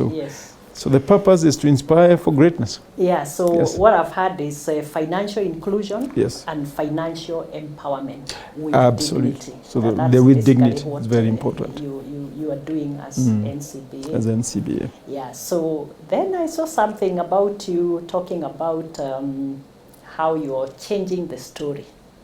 Yes. Tell us about that. Yes, so Change the story is something that we really is the theme of our sustainability, strategy. Part of the business. And the thinking here is to say that every day you wake up with stories of floods, yeah? Yes. Stories of poverty, stories of, misery of one youth, kind or wasted another. youth, Yeah. women. Yes. And how do you not just contribute, but change the story? So it's a matter of saying whatever you do, be so effective that the story changes. Yes. So whatever we get involved in, we are just not there to do CSR. Yes. You must show us that you'll be at it for long enough, put enough investment, Yes. that the story will change. So And that is where we come and change the story. it's doing good, but in a very sustainable way. In It's a not sustainable, just for this moment. but effective way as well. Effectively. Effective way as well. Yeah. Yeah. So some of the things we have done, let me start with one of the closings to my heart is golf, for example. Yeah, I know it doesn't sound like something that... Tell us how golf changes the Yeah, story. so let me start with golf because quite a lot of people don't sometimes understand. we think golf is for the high and mighty. Yes, yes. So tell us Absolutely. how it changes lives. Remember the story of the move. Yes. What did we say the move was about? Move was about taking what was unreachable Yeah, for the elitist. for the elitist To the ordinary to bring it to person. the Yes. ordinary. Yes. Our story of golf is exactly the that. same story. Golf has been seen to be an elitist sport for too long. Yes. Our change the story purpose in golf is to actually democratize golf. Yes. And what we have done is we have invested a lot first on children. Yes. Now, it came at an opportune time because we started doing this during COVID. And during COVID, you could not do a contact sport. Yes. So we found parents at home with their kids in the compound doing nothing. Yes. And we asked ourselves, what is it? How can we engage them? And we said, Safely. actually, Yeah. safely, a Yes. golf course is a non-contact sport. Yes. It's okay, it's an open space. Wow. We're being told we need to go to open spaces. So it made a lot of sense, Yes. even from a health perspective. Yes. So that was actually one of the ideas, early ideas. So then we said, then it allows families to spend time together. Together. Because you bring your 5-year-old, 10-year-old, you're going to follow their golf, even if you're not a player, you're going to follow the kid. And that's what we have seen. We have seen grandfathers, lessons grandmothers, parents, brothers and sisters walk They are all coming with together. their young child who is playing golf, walking together. It's really a family, can be we found a way to make it a very family sport.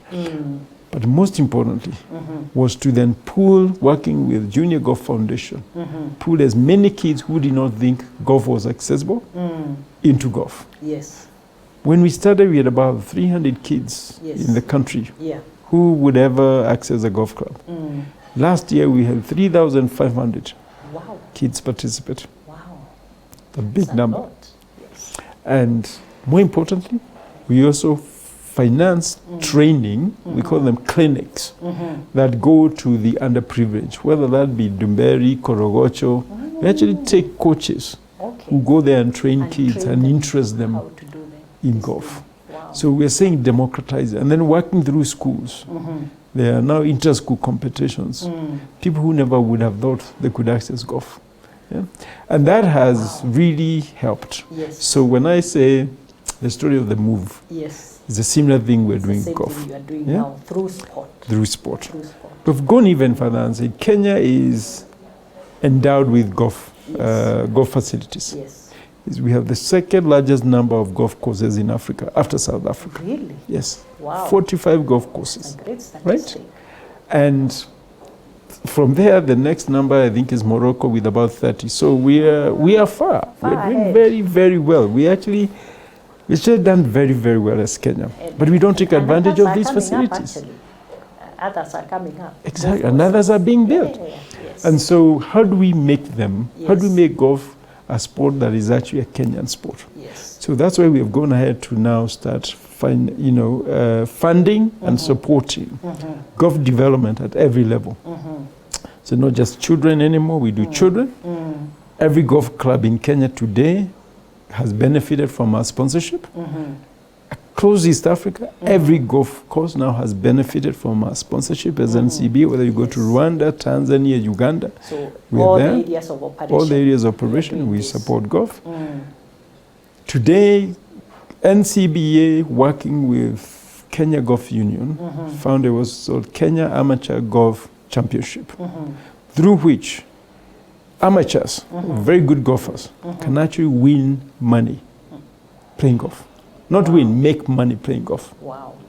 Okay, so we've had people who have made millions just playing golf, which was never before the case. So people can make golf a career. It becomes an income earner. It's an income earner. Yeah, I mean, it's health benefit. Yes. Now you're saying it also becomes an income It's earner. income earner. What about employment creation? Employment creation, thousands of caddies, because caddies. when these children play or these players need a play, caddy. you need a caddy. You For need someone to every help you with game. the bag and everything. Yes. It's they're earning between 1,000 and 3,000 a day. Wow. Well, not a day, per ride, and you can have What two do you mean? in a day. That round? Yes, 3,000? 3,000 easily.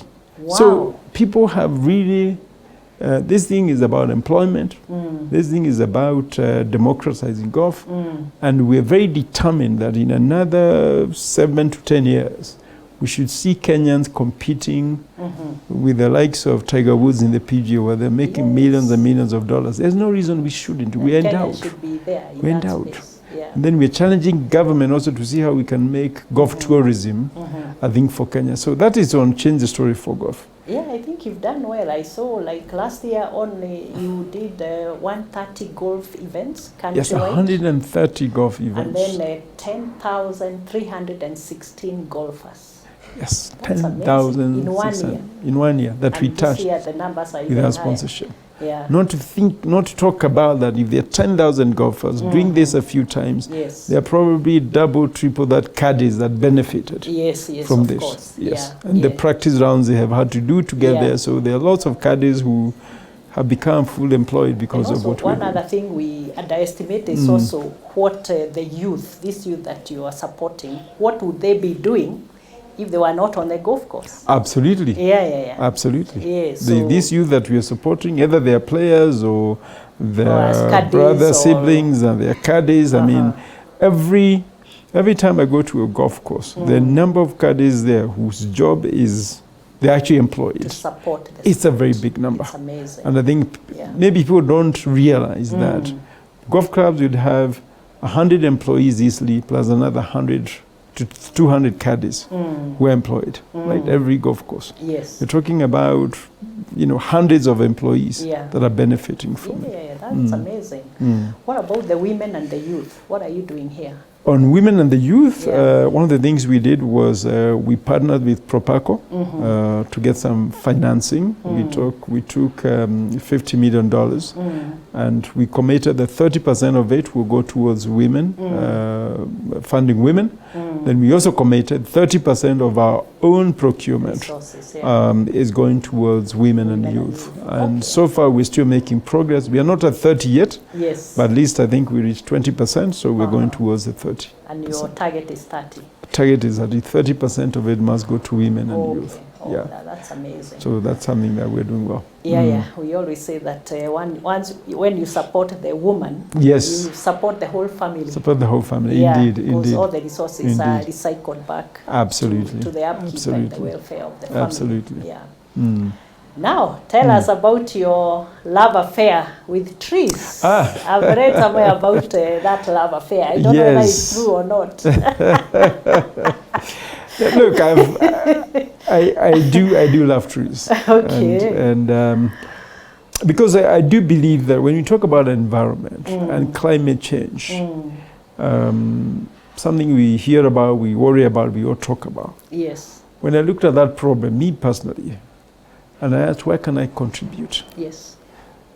The conclusion I came to is that the biggest contribution we can make as a country Yes. and a region Yes. is actually as far as trees are concerned. Yeah.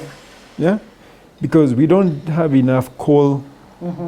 We don't do coal anyway. We don't, So it's not yeah. like saying remove coal. Yeah? Yes. We don't do a lot of mining. So it's not like stop the mining. We don't do a lot of vehicles on the roads. We don't have a lot. Yes. A contribution, as you know, Africa contributes about 3% of gaseous emissions in the world. Yeah. So our contribution is very small. It's In East Africa, even smaller, because we don't have a lot of industries. South Africa might have a bit. Nigeria obviously have a few. North Africa has a lot of industries. Kenya and East Africa, we don't have a lot of law. So our contribution really has to come with the environment that we know, which is trees. Make our rain harvest, make our rain seasons and harvest seasons a bit more predictable, the way they used to be when we were growing up.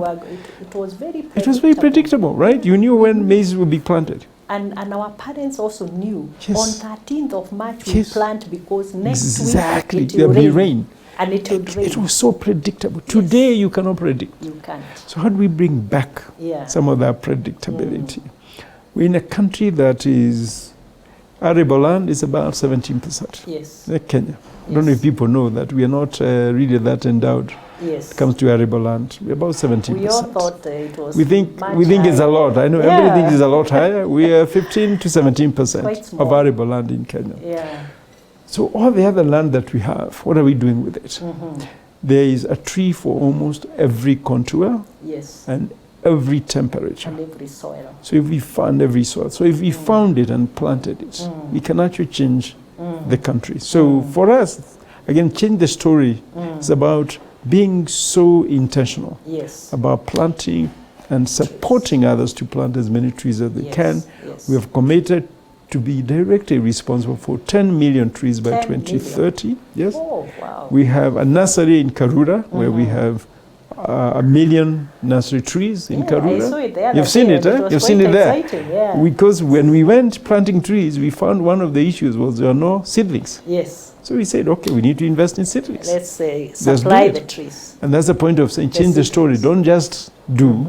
Make sure you're changing the story. If there's an issue, you actually address carry it. Everybody else along. Carry everybody along. Yeah. And that is what we are doing. So I do love trees. I do think that we can all do better with trees. What story I tell is I told my children, I tell everybody that, science has shown, not necessarily good science, but some science has shown. Yes. We all need 7 to 10 trees to breathe. There's the amount of oxygen in your lifetime per individual. It's from 7 to 10 trees. So if you go to your compound or your shamba or whatever, count your 7 to 10 trees. So every family member should have 7 to 10 trees. So it's 7 to 10 times the number in the family. In the family. Yeah. So if you don't have it, you're not doing well. You're not doing well. Wow. Now somebody asked, but my garden, I don't have a garden. I live in the city, I have an apartment. That's okay. Go to your friend who has a farm. And plant it there. Plant your 7 trees there. Yes. Ask them, show me where I can plant my 7 trees. Because you're breathing other people's trees. Or an institution. Or an institution. Schools, hospitals, they have land. Yeah, they have land. Yeah. Go and plant your 7 trees. Yes, donate and plant. Donate and plant. Because then you're contributing. Wow. 7 trees for the world. No, I didn't have that statistic. I've learned. So I did that, and my kids went around my compound, counted their trees, and they forced me to plant another, I think, 7 trees. Oh, you were short. We were short. Wow, that's amazing. Yes. When all the emails go quiet. Yes. The phones are quiet. What do you want to be remembered for? And how do you want to be remembered? How are you creating your legacy as a person? Yes. First of all, in addition, of course, to your role as the CEO and the MD of this great institution. I think I have a number, but let me say the one that matters most to me is I want to look back and say I developed people. Yes. I want to look back and say that I developed people. My biggest joy, even today, is when one of my staff gets a promotion, internally or externally. You don't mind them going I don't at all. I encourage my staff. Okay. I've been called before about people who are looking for CEOs, and I'll tell them, so-and-so who works for me, please talk to them. Really? Yeah, absolutely. And they are good? You're not getting them out? No, this is not getting this is actually developing people. Oh, wow. Because I would be very happy if my people have been developed. Yeah, that's what... It also speaks to your leadership, right? Yes. It speaks to your leadership. Yes. And that's the legacy you can really leave behind, is how you develop people. So that's one of them that I care about. Yes. The second one is on the trees. I think I didn't start now. I started making noise about trees a while back. In 2017, I was probably quite instrumental in having Kenya declare the first tree planting day. I don't know if you remember, 2017. Yes, we had the yes. first tree planting day. Yes. And the then president went to plant trees. He led a whole group of us into Moi Forces Academy Yes. to go and do that. Yes. And since then, we have had a tree planting day almost every year. Yes. And to me, that was something we investigated, we drove, and I'm very happy about. You make it a culture, part of Became the a culture. I played a very small part in it, but I'm very happy that I did. Yeah. And I still make noise about But it's planting got trees. momentum. It's got momentum now, Yeah. and those are the legacies are about catching momentum. Other people take over. The third one was something someone told me this particular weekend. Someone I hadn't seen in a while. We were playing golf. We ran into each other because we were dropping our kids to play golf. Then we were picking up our kids actually. And then the kids wanted to play, so we said, why don't we then play a quick 9-hole as they have fun with the rest of the kids. We're playing. I didn't know he has a son who plays golf, but he did, and he said, he stopped at some point and he said, John, in 10 years, I don't know where you will be, but some of these kids will be in LPGA for the women, and others will be in the PGA for the men. And guess what? You'll be the guy who started all this. What? And I said, actually, I never thought of that as my legacy. But you know what? Yes. If that happens, to be a great legacy. Wow. Yes. People will remember you and say, if it was not for John, or they will say, I'm here Yes. because John did this and Yes. I'm able to do this today. Yes. Wow. Hopefully they will say NCBA. Yes. NCBA did this, but I know Yeah. I was the But instigator as of the a lot leader, you of have exactly. to lead the you organization lead the to make organization. certain choices. Indeed. Yeah? Yes, and For that them. I say that's a great legacy to leave Yeah. behind. Yeah. Wow, that's amazing. Now we've talked about all your successes, the Yes. good stories. Yes. Have you ever failed? Many times, Tell many us one. times. Just All of one, us, just one. all of us As have we had. close. Just tell us one. All of us have had many failures, Yes. both personal, work, and others. I think as we go through these stories, I mean, somebody in this room asked me whether I've ever done a CV. Obviously, I've had CVs. Yes. I've been rejected for jobs. Oh, I gave the story of KCB very openly. yes. I was rejected, and I And thought, maybe you are thinking and I thought I you're was the very best good, candidate. and I know I was very good, Hey, right? coming from Wall Street and All the things I had then done, Johannesburg. and then you're told, How do they no, say you no? did not. You did not, yeah. And Wow. and even when I left school, I probably applied for 20-something jobs, and maybe got only 5. There are many letters that I got that said no, right? Yes. So all throughout life, you will be told no, Yes. and you keep trying. Yes. Yeah, you'll have many points that you sit back and say, wow, that was a failure. But there's a guy I listen to who is a motivational speaker who says, all of us will fail One time. and you or fall. another. Yes. You fail and you fall. But the trick to falling when you fall, make sure you fall on your back. Because you're still facing The sky up, and you'll be able to get to up. get up. Don't fall on your stomach, because then you'll be It's facing very down. difficult. He said, so the idea is we'll all fail, we'll all fall. But when you fall, the falls that you're going to experience, make sure you fall with your... Do you have any Face control facing. over how you fall? Whether you fall on your back or You do. how? Often you do. Tell me Often how. you do. And that is one art that I've learned over time. Let your life be in your control. Yes. Let your life be in control. Don't let it be controlled by others. Yes. Don't let things be done to you. Yes. Yeah? Yes. Don't sit back and say, this was done to me. I'm not that type of person. I instigate them. Even if it's a failure, I know that what I'm doing, I could fall. And if I fall, there's a bottom I'm going to reach. Yes. But it's in my control. So yes, you fail. You apply for a job, you're willing to be told no. Yes. Let it not be the only job you applied for. And let it not be that you insulted everybody else because you know you're going to get that job. Yes. Yes. Don't burn your bridges. Yes. So have control about your failures, that you'll hold them tight. Yeah. Yeah, you can control a lot of your failures. And I think a lot of leaders actually control their failures. They have many failures, but they try to control them. Yeah.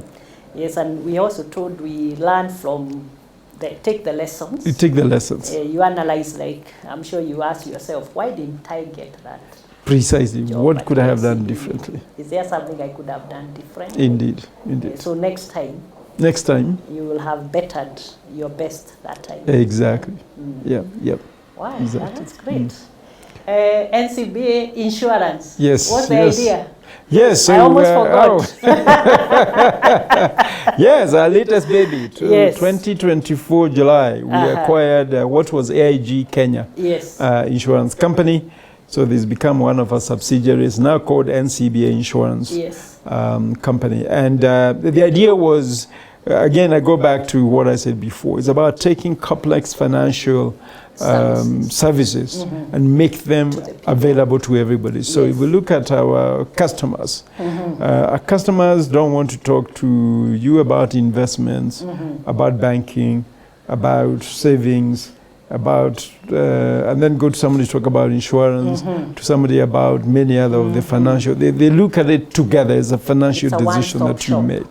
One-stop shop. So the idea is to have one full conversation with our customers that covers their financial or well-being. And so adding insurance for us becomes a very natural addition to that conversation. Okay, so I see like you're following the customer through their life cycle. Through their life cycle, trying to figure out what exactly they need at any one stage. Indeed. Okay, congratulations on thank that. you very much. Is the integration done? The integration is done. It's ongoing. Again, as you say, integrations are not easy. Yeah, and they take time. They take time, but I think we did this quite well. I think we have become very good at this. You learned a few lessons last time, Yes, indeed. So, any parting shot for our viewers? Yes. Look, I think our journeys they sound very straight. Yes. And Steve Jobs, the late Steve Jobs, said that, dots connect very well backwards. Yes. So when I tell the story now, the dots connect really well. It makes sense. It makes sense, right? You can see how he moved from here to here, how he moved from here. Yes. They connect very well backwards. Yes. But the reality is, ahead of you, there are many dots. Eventually, they'll connect backwards. Yeah? Yes. But worry most about your next dot. Yes. And that is what should keep you awake. What's your next dot? And your next dot must be up. Right? Yes. But sometimes, to get to your next dot, you may have to take a detour. Yes. Detours, as long as you know they are for the next dot, are okay. Yes. Because I see a lot of people worry about, I moved, now the company has changed my job, I've been demoted, the world has come to an end. Yes.